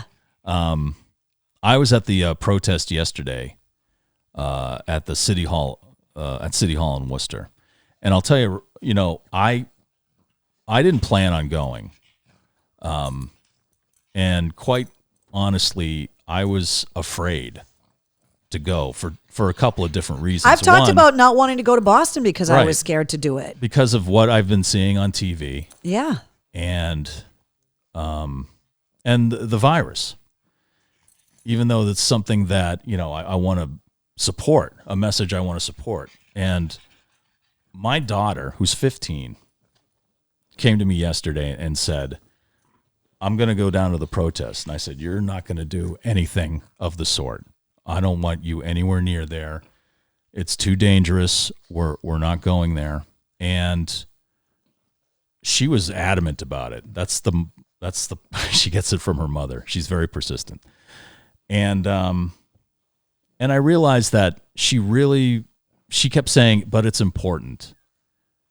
Can't argue with that. And so I was like, yeah, I don't want to discourage her from doing something that she feels is important to her, like this. And so we went down there, and I went with her. And the only thing I could think of, the first 10 minutes I was there, all I was doing was scanning the crowd. Yep. Looking for people that look like they may be causing trouble. And it's tough. Everybody's wearing a mask. Everybody's dressed in black. I know. And that's what they're saying is what's happening a lot is that, the protests are well organized and they're peaceful during the day and incredibly powerful. And then as soon as it gets dark, all of a sudden it changes. Well, that's what happened yesterday. Yeah. So Worcester City Councilman Christian King organized this, and he had speakers, and after a while they were really bringing the crowd together, and I stopped feeling like that because I could feel it around me that people were really coming together and getting into it and being positive about it, even though it was such a negative message. But and then the whole crowd, there had to have been a couple of thousand people down there, and then they all marched down Commercial Street past the DCU Center to the courthouse in downtown Worcester, and gathered there and made some more speeches. We had a moment of silence, and it was all very peaceful. And the Worcester police were there the whole way. They were everywhere. They had blocked off streets. They were directing people in the direction they should be going. Barbara says, good for you, Shu. Great dad moment. Yeah, Totally I got to is. tell you, my daughter really convinced me. I was afraid to go there, and she wasn't. And I kind of thought, well, everyone's like that when they're 15. They're fearless. Well, that is the beauty of youth, is that you just don't You're going to live forever. Right. You don't consider that kind of stuff because you just feel you feel invincible, and it's a great feeling, when you're a teenager. And she convinced me. She inspired me. She's inspired me, throughout her whole life. Well, your daughter is a friggin' badass. She's so awesome. She's amazing. She's so cool. And I was like, it's like what LB said. Nothing changes if nothing changes, right? So doing nothing isn't going to change anything. The least I can do is go down and support the message, amplify the voices. And you know what? It was peaceful. Nothing happened. But later that night, there was a smaller group of people up on Main South on the other side of town. And, one of them shot a flare at the cops. They were throwing stuff at the cops, and that all that shit started. But I'll tell you, the demonstration I was at during the day yesterday was completely peaceful. Nobody was doing anything. And the police officers, the Worcester Police Department was great. They were very professional. And they were trying to be as helpful. They were doing their job. They were keeping the peace. Yeah. That's what they were doing. They were totally professional, and I gotta give it to them. I gotta give it to the people who showed up at the demonstration, who kept their cool and stuff. But yeah, it is like that. It's like at night, it just changes. It totally changes. And like me, I'm one of those doomsday prepper people, right? So I look at something like that, and just all my brain does is think about all of the bad things that could happen. Yeah, that's your prepper thing. So you want to be prepared, and I was just like that. And I was there's like, no I'm ready. way to prepare for something like that. Yeah. It's like, so that I just got freaked out about the idea of going into the city, especially because all of a sudden, like, people are just forgetting that there's a freaking pandemic. It's like you could get really sick. And that was the other thing I was worried about. And everybody was wearing masks and stuff, but while you're marching down a street with that many people, they're all around you. Yeah. And we knew we were taking a risk, but my daughter thought it was important. Well, it is important, and she's smart. I didn't want to discourage that. I'm like, what kind of example am I setting if something that she feels is so important that has to do with Well, that's what all of our basic parents human did rights, at the end of the 60s. Like, this is what they were doing. Right. Most parents. Yeah. Yeah. But and just to address people who were like, oh, what happened to the social distancing shoe? I actually got tested for COVID-19 today. I got the test, and it thankfully came out negative. Did they do the nostril down, touch your brain, or did they go through your throat? Yeah, so I went to a walk-in place in Worcester down near Route 20 at the Price Chopper Plaza down there. And Yeah, they stick it up. I thought they stuck it all the way up into your eyeball. Like they put it really deep, but it's just far enough into your nose where it makes you want to sneeze. And I almost did that in the nurse's face. I would have felt so bad if I sneezed in her face. Yeah. Like, really, asshole? Yeah. Yeah. So, but I came out negative on that. Well, congratulations. Thankfully. Yeah, thankfully. Which is why we're sitting here. Right. On the That's green the only way couch Carrie in the would let war me in room. if I had a That's right. certificate of Well, and he brought booze. Yeah, plus I brought And that's what's I brought Prosecco. So, guys, you know how the war room is, right? That we've been in here for the last 81 nights.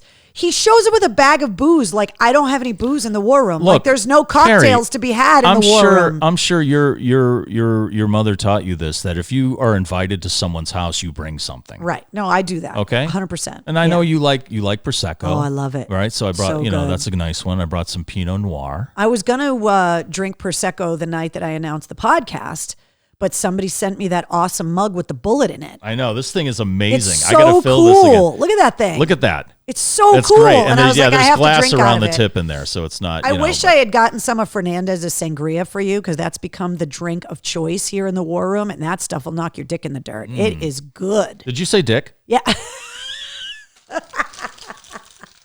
This is like drink. This is a drinking game. Yeah. Just say dick. It's a dick game. Yeah. Oh, here, that's not the round side. There you go. Look at those nuts. Then she went full Fernandez. So full Fernandez is where you go when you drink too much sangria, because you go full Fernandez, because my buddy Fernandez makes the sangria for me. Mm-hmm. So there's certain sayings. And there's blueberry cobbler we told you about. Mm-hmm. And then there's you never go for the Cheez-It, which is a very important life lesson. I was on a flight, and the guy next to me, he was in the window seat. I was on the aisle seat. It was just 2 seats on that part of the plane. And he got drunk, really drunk. And I was getting mad at the flight attendant because they kept giving him double shots. And he was getting wasted really fast. And then they brought him that little bag of Cheez-Its. Yeah. And he opened it with such gusto that the Cheez-Its went all Yes. over my lap. Oh, that sucks. So then this stupid motherfucker goes to get the Cheez-Its oh, out of no. my lap. Oh, he reached into your lap? He tried. Did he lose his hand? That's exactly what I told him was going to happen. I said, you will fucking lose that hand if you go for the Cheez-It. Oh my God. So then he started copping an attitude with me. And I was like, look, if you go for that Cheez-It, you are going to get arrested by the Massachusetts State Police when we land at Logan. Because I was flying back to Boston. And I was like, dude, don't even fucking go for the Cheez-It, right? So then we land, and you know that I have a lot of friends from the military that are first responders, and it couldn't have planned it any better. It just so happened that one of my state trooper buddies was walking through the gates when we landed at Logan, and I saw him and went over and gave him a hug, and the Cheez-It guy lost his mind and ran to baggage claim. So it's just important war room life lesson that you never go for the Cheez-It, because you'll not get your hand back. But you're drunk and you're so hungry. You just You never get the drunk munchies. You never go for the Especially You never go full Cheez-Its. Cheez-It. Wendy knows. You never go for the Cheez-It. Well, if you can't go for the Cheez-It, then just don't even bother with the Burger King drive-thru. Yeah. Or Taco Bell Dave at 2 knows. a.m. Never go full Cheez-It, man. Stop. You just don't. Late night pizza. Yeah. Some stupid... Carrie saying stupid motherfucker is awesome. I'm glad... See, now you guys are just getting to understand that I can swear. Mike will tell you, because we've worked together for over 20 years, I swear all the time. Oh my God. But it's so hard being on the radio. Oh yeah, you should in meetings. So and so wants to do this. You tell that motherfucker he can't fucking. He's got to get my fuck by my fucking purple hair ass. If he's gonna fucking fuck. Oh yeah, twat face. Oh yeah, it's in meetings with people wearing ties. It's fantastic. And we're still both unemployed, Mike. I wonder why. Huh. It's very interesting. I will be on the air. What? On the Pike. Wait, shut up, really? Filling in for Cruisin' Bruce. He's taking a vacation, I believe. Is next week the week of the... Not next week. Is next week the week of the 15th? No. 14th? It's the following week. Okay, so in 2 weeks.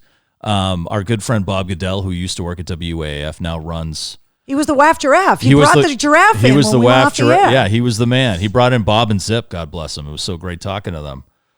So he said, "Hey, my morning guy's taking vacation. Why don't you come in and fill in?" on that week. So I am going to be back on the air then if you want to tune in. Mornings. Yeah, I know, right? Luckily, the studios of the Pike are like 10 minutes from my house. I might even ride my bike. Do you have a bell? Oh, my God.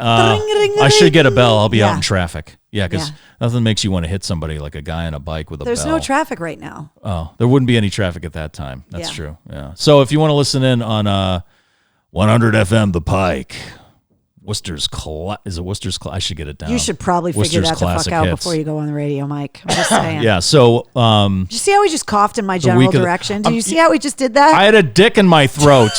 If I had a nickel every time I said that.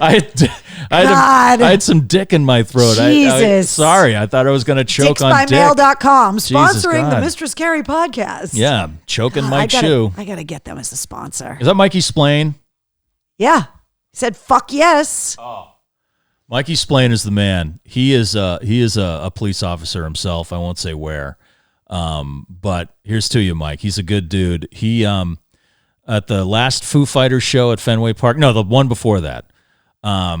We had a Bud event we had to do beforehand, and I got shit-faced, and I forgot I had this like big. It used to be our job to drink. Yeah, not it used to be. hobby. Yeah, we used to get paid to drink, and I forgot I had this big ass buck knife in my back pocket, and they were going to take that at Fenway. 100%. They weren't going to let me in, no matter who the fuck I was.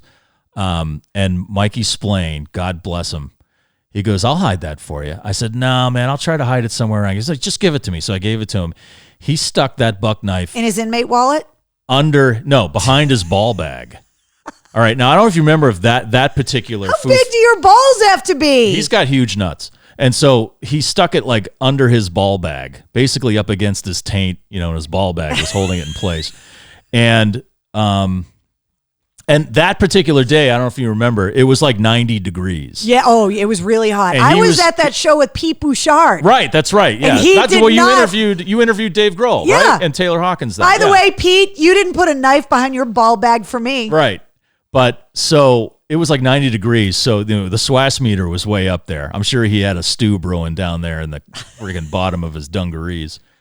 And he got it in. They didn't check or anything, and he walked in with it, and he pulled it out of his pants. He goes, "There you go, brother. Don't say I never did anything." And for you took it right then, barehanded, didn't you? I was drunk. I was like, pre-coronavirus. You are the man. I don't care if this smells like balls. I'll always remember this, Mikey Splain. You are the man. So thank you. I'll always be grateful for that. Somebody said that they stole my saying the other day. You called somebody a prick fuck. Prick fuck. Yeah, I slipped and said prick fuck the other day, and somebody stole it.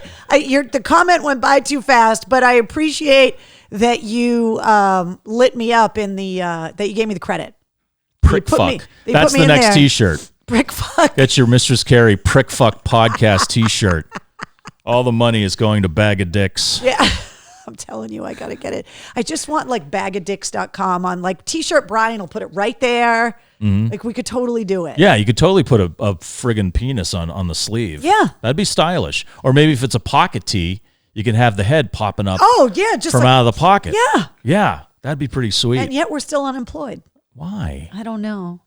Why? I miss this, Mike. There's Mark Bishop again. Mark, I believe, was a security guy at Fenway Park. I believe. Correct me if I'm wrong, Mark. Who I think I saw that day. Little did he know the guy was... He's the one that we were worried about the other night during the riots because it was in his neighborhood. Little did he know I was with a man who had my knife under his nutsack. Yeah, and I'm sure everybody at security at Fenway is really happy to know that you got your buck knife. A drunk guy had a big buck knife up in a luxury suite. Michael Cole just put up some kind of link. You're going to have to go back and look at I don't know. It's alien talk. Dude, something going on. If that's a dick pic, all we're getting is code. Yeah, we're just getting code right now. Yeah. Jackie says, Christ, I haven't laughed like this in 5 months? Sweaty balls. That's exactly what it was. Pocket of dicks. Yes, I was shoe. Okay, that's what he says. Yeah. There he is, Bish. Yeah. I miss this so much. You can be yourselves. Massimo, trust me. Like, I have been so looking forward. That's a name. Massimo Zagrelli? Yeah. Woo! That's a good name. That's a good one. Ooh. Nice Irish fella. Yeah. I was thinking Swedish. Brainstorming off the rails, says Eric. Exactly. That's what it's like. This is what we used to do for a living. We just used to sit around and talk about keystering buck knives at Fenway Park. And Oh, can I also say what's up to my man Pete Kramer, who works at Town Fair Tire in Hell Auburn? yeah. Guy's awesome. He's like my musical soul brother. Like we kind of our discovery of music kind of parallel each other growing up. Like he discovered punk rock at the same time, and he, metal stuff at the same time, and he's just one of the guys I can have a great music conversation with. So what's up, Pete Kramer? What's going on, man? Ricky says, this is awesome. Monica says, Bag of Dicks was epic. Monica is responsible for the Bag of Dicks. She sent him anonymous. And then I literally was crying, laughing about the Bag of Dicks the day I got him out of the post office box. And then she had to cop to it and be like, all right, fine, it was me. That's one of the best, that's one of the best comebacks ever is eat a bag of dicks. Eat a bag of dicks. It's fantastic, but it has to be said right. You Yeah. can't just say, hey, eat a bag of dicks. Yeah, no, there's got to be the right emphasis on the right syllable. Danielle could say that with such authority. And the thing is, like, she could say it while she's wearing like houndstooth capris. Right. Like she doesn't look like someone that would tell you to eat a bag of dicks. Like I look like someone that would tell you to eat a bag of dicks. Danielle, she passes. And she could do it while buying like designer sheets online. Talking about Egyptian cotton thread counts. And then she'd just kind of look up over her laptop and go, what'd you say? Oh, okay. Eat a bag of dicks, asshole. And it sounds so natural. Yeah, it was so I got to good. get her in the war room now that I have Yes, this you got to get her in the technology. war room. Definitely. Yeah, I'll ask her to make awesome. me something because she cooks so good. I knew my day was finished. Like I had accomplished my life goal for the day when I could make Danielle laugh like that deep, like head back, like that. And I was like, okay, I'm done for the day. Yeah, I can stop trying because I just, I accomplished that. Oh, Tony's watching. What's up, Tony? Wants to know what the flavors do the dicks come in? Green, red, yellow. Yeah. Whatever those are. And Nantucket douchebag. I think those are the red ones. It's Nantucket red, right? Krista said, oh my God, I laughed so hard that I nearly had a mild asthma attack the night of the bag of dicks. I'm telling you, like I was literally dying because of the bag of dicks. That's why. Look at it. Yeah, look at the dick. The gift that There you keeps go, on Tony. giving. Have Danielle on as Aunt Kathy. I don't know if I could handle Aunt Kathy in the war room. That would be hilarious. And the beauty of it is that with this new technology now, we can put the videos up on YouTube as well, so that anybody that doesn't have Facebook can go back and enjoy these videos later on YouTube. Hey, Renee, I love the taste of these dicks. Don't tell me you never said the same thing to yourself. They are really delicious. They're so good. The strawberry dicks are the best. They are? I kind of like green. You like the lime? Yeah. I don't like a dick that tastes like lime. No? That just seems unhealthy to me. It just seems so elitist that you have a favorite flavored dick when you just, like, why can't you just say, like... I'm not like you. I'm very discriminating about what dicks I put in my mouth. See what he just did there? All right? Okay. My mouth isn't a harbor for schlong. That's the best thing I learned from Zach Wilde. Dude, that story. Harbor for schlong. So one of the things about the war room is that over 81 nights of being sequestered, right, of being locked away and quarantined, is that people would ask questions about different things that they heard on the radio, because now we can tell the real story. The harbor of schlong quote comes from the day that, this is when he was not sober, when he showed up to do the morning show in the dress, right? Oh, yes. Yeah, he showed up first thing in the morning, kicked the studio door in for Hillman. It was such a great surprise. And to see Zach Wilde kick open the door. In drag. Wearing a full Donna Karan. Red dress, right? No, it was actually more like a maroon dress that had giant sunflowers. Oh, that's right. And apparently they had a gig in New Jersey. And so they were going to drive all night to come up to be on the morning show. And they stopped at a mall in New Jersey for some other reason. But he said, you know what? I'm going to buy some women's clothes and wear them to the radio station tomorrow. And so he came in this kind of maroon dress, almost like a sundress. It wasn't like a fitted dress, obviously. No, it was flowy. Yeah, it was flowy. It was very flattering on his figure. And he had ripped a giant hole kind of near the front to the side so he could put that giant chain he kept on his wallet. Oh, he still has the giant wallet chain. Right. Yeah. It's like an anchor chain. Yeah. that he had attached to his belt going to his wallet. And then he had a beautiful, I think it was faux straw. Yeah, no, it wasn't real like, straw. It was yeah. it was kind of like a tomato red with a matching sunflower band that matched his dress. Didn't he have giant sunglasses on too? These giant Breakfast at Tiffany's sunglasses and a handbag. And if you're going to accessorize, I just hope it matched the shoes. That's the thing, Carrie. It all worked. He probably asked a girl at Donna Karan to put the outfit together for him. I'm guessing, unless he just has great fashion sense. It all kind of blended. And then his roadie, what's his name?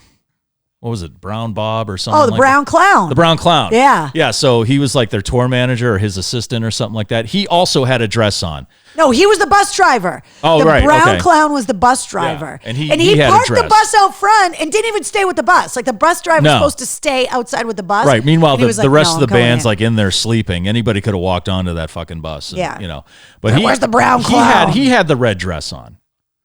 Oh. But he just had the dress. Like, he didn't fully accessorize. Yeah, no. He had the baseball hat on and stuff. Yeah. But he came in, and then I remember LB taking the sunglasses, the hat, and the handbag and putting that on. Yeah. And so they were talking, and I remember it was during one LB Sports where they were talking about football. And Zach Wilde knows the sports. He knows a lot and about he loves sports. football. And so they were talking football. They were saying, well, I don't think that's going to happen because you got so-and-so here and the coach, and he always loses at the end. And LB's going, well, I don't agree with you. And I'm looking at these two like big burly guys wearing women's clothing and accessories talking about football. Yeah. It was like I was tripping balls. It was unbelievable. Then he walked out, and producer Mike from Afghanistan's chiming in at this point. So he's going to leave, and he walked by the conference room where the whole sales department was organized. I don't think just for us. It was the whole company. It was all the radio station sales departments. Yeah. And our general manager was in there. And he kicked the door open and was like, I don't know what the fuck you guys all did, but you're all fucking fired. If you don't start selling shit, you're going to be out in the fucking street. And it was and then he walked out. Yeah, and then he left. No explanation, no context, no anything. I remember our GM was in there at the time, Julie Kahn, and she came in near the end of the show, and she said, "It was funny that you sent your friend into what's his name, Zach? Funny you sent Wilds? your friend into the meeting there." And we were like, "What happened?" And we had no idea it happened because we were in the studio. What happened? And he didn't tell anybody he was going to do it. Oh yeah, he was great. He used to call the hotline at random. He used to I remember when. It was, I forget what year it was, but it was the middle of baseball season. He's a huge Yankees fan. Yeah, but he knows a lot about Red Sox history. Oh, yeah. He's very well versed in the enemy. Yeah, he knows sports. He studied the enemy and wants to be able to talk shit about the Red Sox and speak about it intelligently. And I remember the Yankees overtook the Sox. They pushed them in the second place. And I was doing nights at the time, and it was like 9:30 at night, and the hotline rings, and I pick it up, and he's like, "Where are you boys now?" I'm like, "Oh my God, why are you calling me right now?" He goes, you had to be so careful if you gave him the hotline. You're friggin' done. And he's like going off. He said, "My boys are gonna kill you. The Red Sox fucking suck." And then all of a sudden he goes, "All right, okay, Nana. All right, goodbye. I love you. All right." So apparently, like somebody's grandmother was over.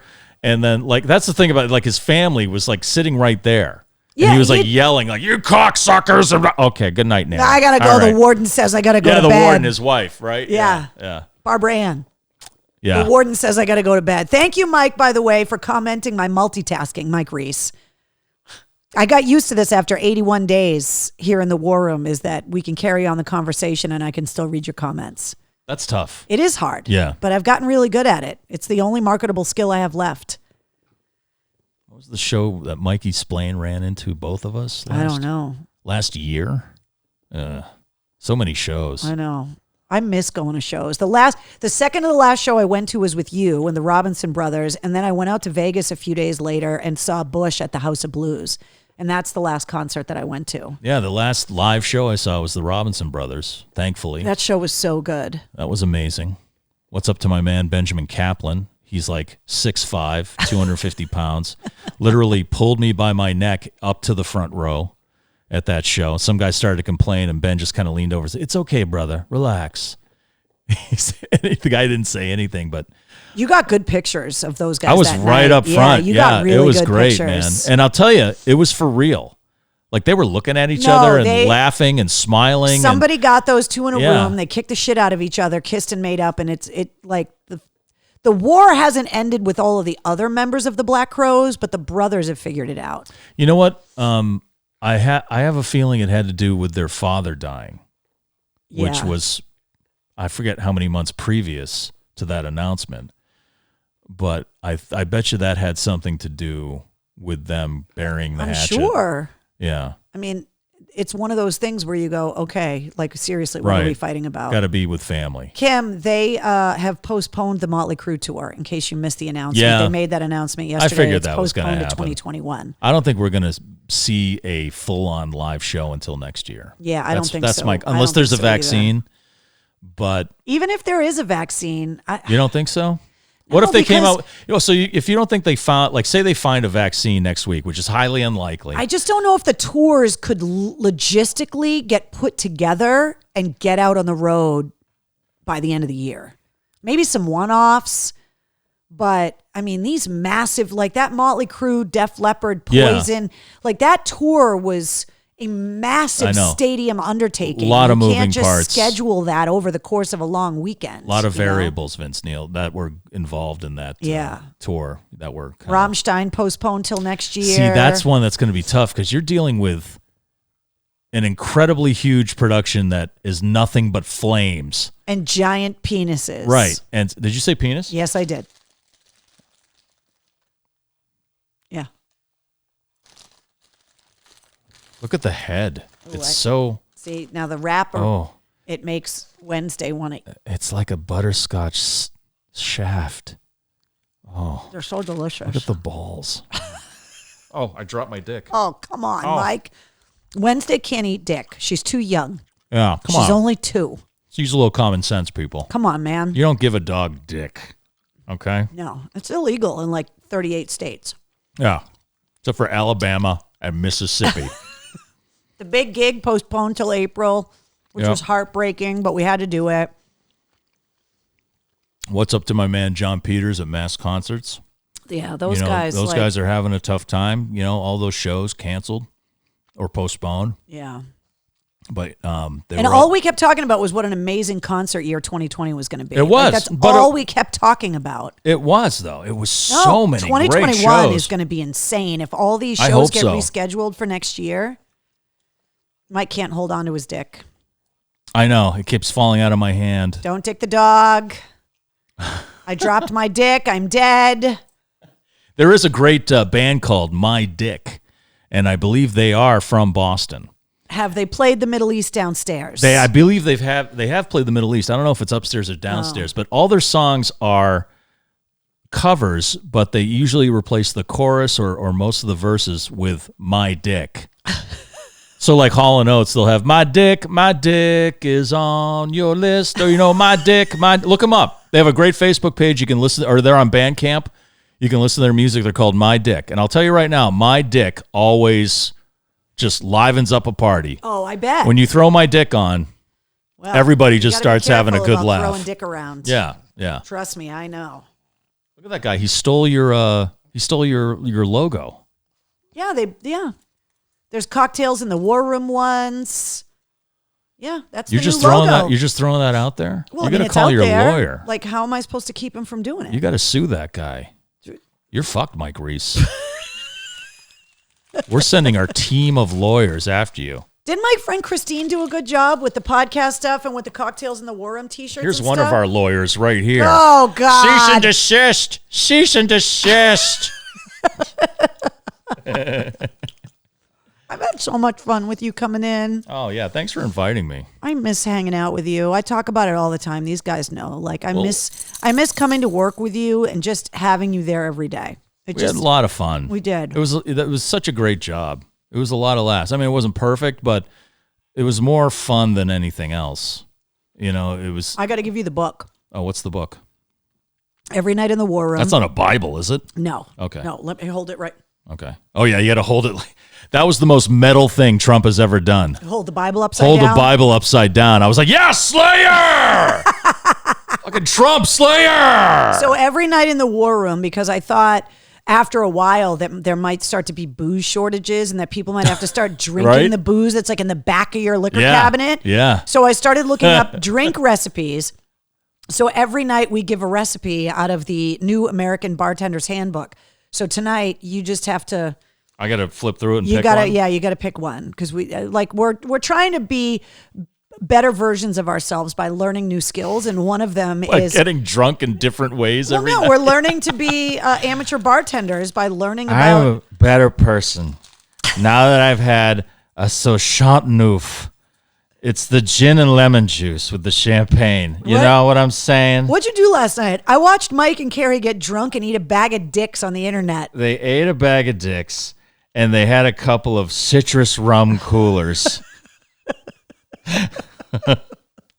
Oh yeah. Well, there's got to be a cocktail that we can call a bag of dicks. Yeah. What would be in that? Oh. Okay. Help us out. So we got a cocktail. So it's got to have a liquor in it that's got the name Richard in it. You think so? Well, it's a bag of dicks. I'm saying you got to put a healthy dose of Bailey's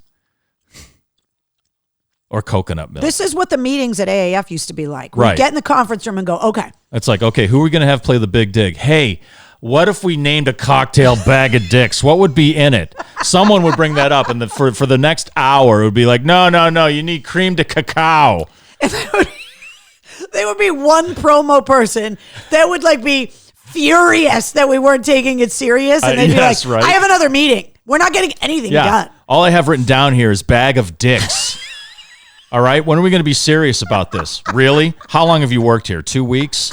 Get a fucking clue. I got 14 bottles of Black Oh. Label. There's a drink called a French whore. That's what I'm saying. You learn something new in the war room every night. What's And Tia Maria? I thought she had a few hits there in the 90s. no, that was Tia Carrera. She was in Wayne's World. No, it was Tina Marie. Oh, Tia Carrera. Yeah, Wayne's World. hot. Yeah, hot.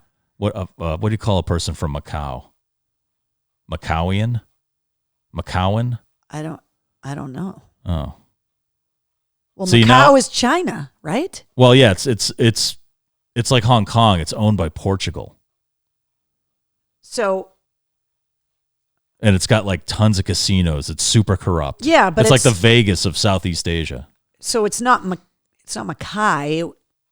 Macawanite? Can somebody Google that, please? Tina Marie. Yeah, see, that's right. That's right, Monica. Tina Marie. What were her big hits? Is that a creme liqueur? Creme. Creme? Isn't that how you say it? Creme de cacao. Mike, Yeah. just call her Asian. That's what Mike says. Yeah, but she's from Macau. A Dickotini? Dickatini. Monica says, I'm dead.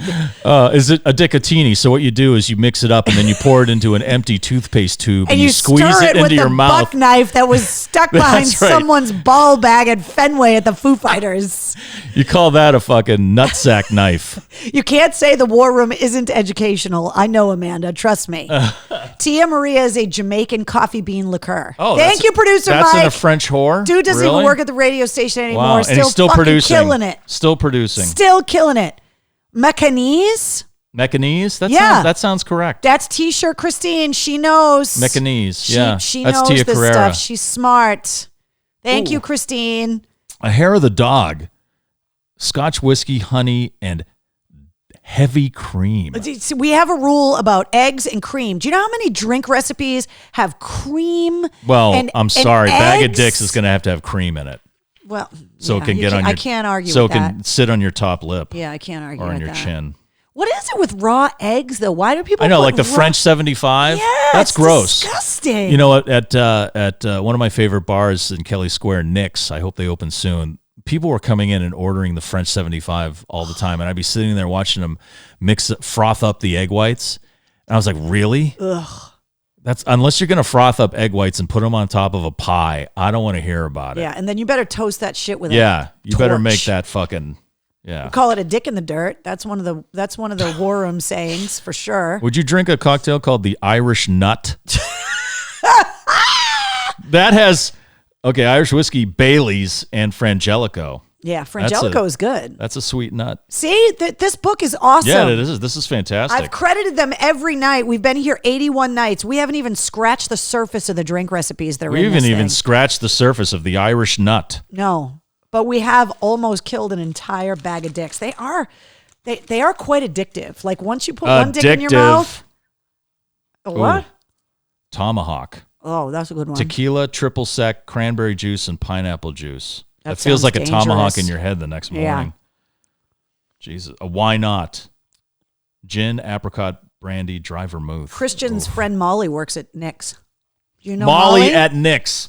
Molly, one of the greatest bartenders ever. She started the legendary Bloody Mary bar at Nick's. So what she does is she lines up all the ingredients in martini glasses. So you've got different kinds of olives and pickles and then you got bacon and, Slim Jims and all sorts of stuff you can put in your Bloody Mary. You just get your Bloody Mary, which she makes an amazing Bloody Mary, and then you just move along and add stuff to it. It's fantastic. Yeah, she's great. She's an amazing bartender. She also works at Vincent's sometimes. Mike says, you, kind sir, may consume a satchel of Richards. A satchel of Richards. See, that would be a totally different drink. That would be served in a martini glass or a flute. Yeah. We've learned about different glasses, like highball glasses and all of that kind of stuff. Yeah. I'm telling you, the War Room is extremely educational. You guys know you've learned some serious shit tonight. Ooh, the slow seducer. Creme de framboise, Cointreau, and pink grapefruit juice. We haven't had a drink with pink grapefruit juice in it, I don't think. Oof. Once you go dick, you never go back, says Monica. Yeah, pinky's out. Vincent's meatball sandwiches. Ooh, Julie says, great name, Addicted. Addicted with a CK in it. Yes. Yeah. That's fantastic. That's excellent. Yes. For a Whoever band name? said that, I'm stealing that. Bloody Marys are so good. Framboise is raspberry. Yes. There's some great framboise ales. Are we saying that right? Framboise. Framboise. My wife's name is Françoise. Yeah. So I'm guessing it's framboise. We did have an entire discussion one night about drinking from a goblet. Because it's not, one drink recipe in there actually said it's served in a goblet. A goblet. And we had to Google exactly what the parameters were of a goblet to make sure that we knew what we were talking about. So does it have to be round with a thick stem? Much like these dicks in this bag? Hey. Brianna says we learned about parallel universes in the War Room. Because that parallel universe that they said there's evidence that the NASA scientists said there's evidence of a parallel universe where time goes in reverse. So you age like Mork or Benjamin Button. Oh, it came out like the same week the aliens did it. Nobody's even talking about it. Working so hard because we're tired of the bullshit. Yeah. We can recognize when they're trying to distract us. Will says this is ducking awesome. That's also a War Room thing. That the autocorrect when things say that you're ducking something. Because it autocorrects fucking. Like no one ever meant to say ducking ever, ever, ever. Josh says, Carrie and Shu, what a sight to see you guys. Love you guys. Tonight, cocktails in the War Room. Huge cocktails. You're welcome. Goblets hold lots of alcohol. Yeah, thanks. We know that. You drink mead out of a goblet. You do? Don't you? Isn't that what you're supposed to, when you're drinking mead, like a goblet with leather on the outside? Fernandez, that makes my sangria, he has a goblet, and he sent me a picture of him in his Cocktails in the War Room t-shirt over a pot of sangria on the stove, drinking it out of like a pewter goblet. You put sangria on the stove? He does. So does he boil it? I don't know how he makes it. It's just a gift from the big dick drink. Ingredients: banana liqueur, blackberry liqueur. Fuck, the comments are going. So it's got lime juice, rum, and Jaeger in it. As I mentioned earlier, I don't like a dick that tastes like lime. All right? That's not going to happen. I don't like citrus with my dick. Oh, man. Will you come and do the War Room like once a month? Because we could get it sponsored, and then we could just sit in here and drink all the time. Oh, my God. We could probably get the Northeast Men's Clinic to sponsor it. There's so much dick on this particular episode. So much just dick, everything about penis. Wednesday phoned home. She left. Yeah, she finally was like, fuck you guys. She licked all the delicious skin cream off of my legs. And now she's like taking a nap. Mike's going to go home better bathed than he Right. was when he got here. Except I'll smell like dog spit. Yeah. I know. I'm sorry. That's No okay. lime dicks.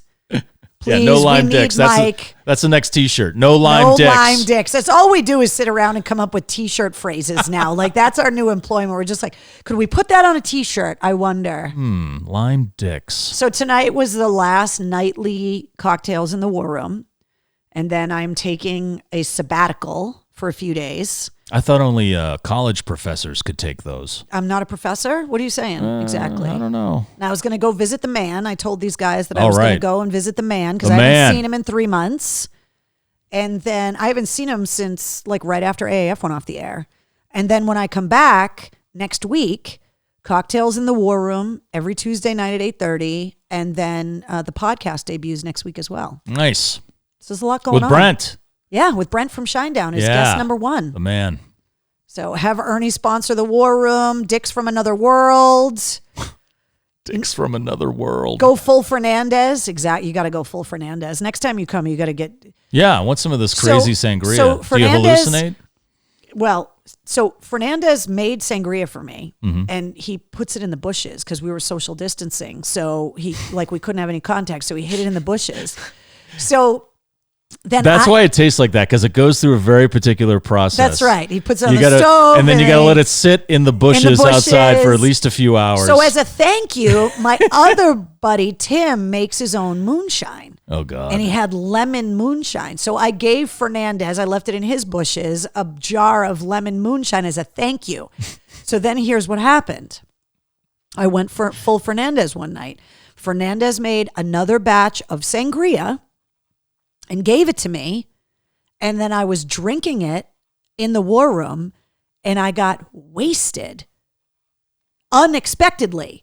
And then I Unexpectedly. asked, yeah, because That's the best kind of wasted, though. All of a sudden, you're like, why can't I walk? Because I was drinking love the that. same amount of sangria that I had had before. So I obviously knew something was different.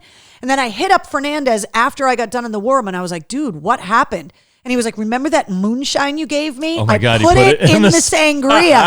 I was legless. And so that's what we call full Fernandez. Oh my So when God. you go full Fernandez, it's, you got to be careful. That's awesome. Bushes and dicks. Thanks, Karen. There you go. Yeah. Brianna says, this was a great night. I agree. 81, 81, 81. We made it 81 straight nights in a row. And then you guys are going to have to take a few days off without me because, I'm yeah, sure the these. same day I picked up the T-shirts from T-Shirt Brian, I stopped at Fernandez's place on the way home. I'm sure these people can handle drinking, without you. I was They legless, seem like Tracy. professionals. Yeah, I know. But it's one of those things. It's like you do something for 81 nights in a Yeah. row. And then you get married and it never happens again. is that how it works? Yeah. Shit. I guess I'm not Sorry, doing honey. that. I hope she's not listening. And Mike's not allowed in the house. I'm and all of a sleeping- sudden, Mike's sleeping in the War Room. I'm sleeping in Barbara Yeah. tonight. I gotta make up a cocktail named after my car. Yeah. Where you're going to be sleeping It's in the gonna back have seat. it's gonna have brake fluid and framboise. Framboise.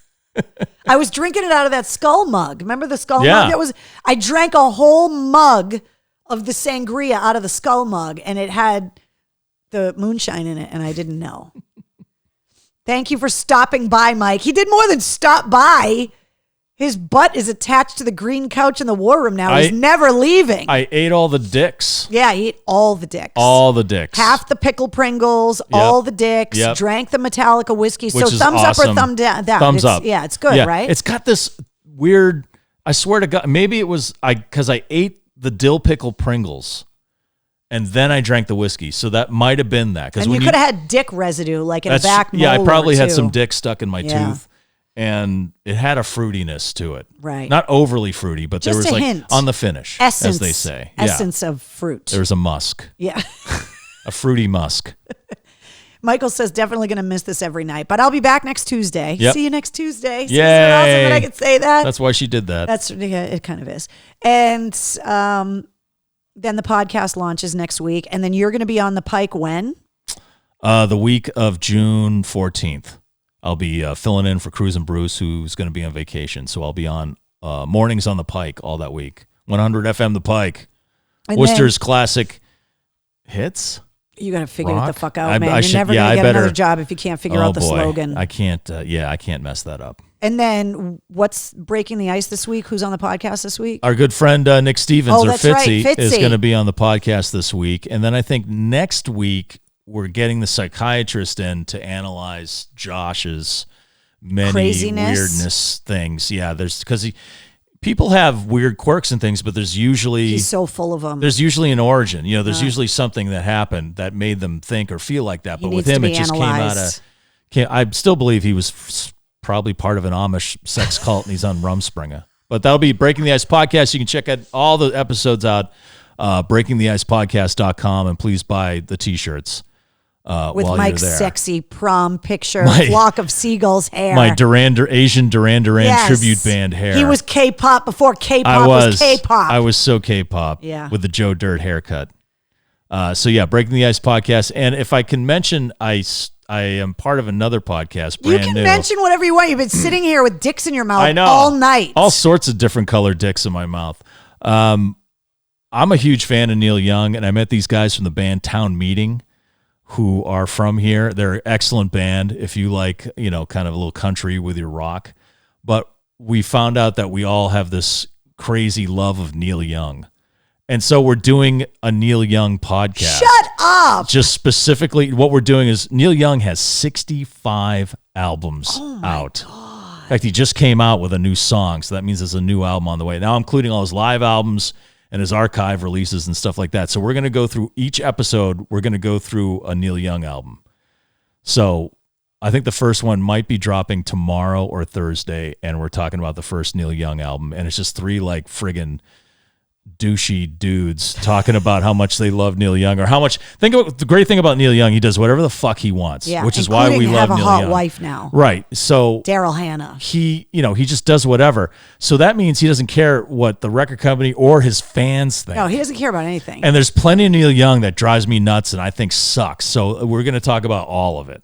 Each episode's going to be a different album. We've already recorded 2. The first album, and Everybody Knows This Is Nowhere. And I think the first album one might be dropping tomorrow. So it's called Long May You Young, which is a take on his song Long May You Run. That's the name of the podcast? You're right, and I do it with the Condon brothers, Russ and Luke from the band Town Meeting. And they've all seen women naked previously. Hey, man, they're in a band. All right? One of them's got a man bun, and he does yoga.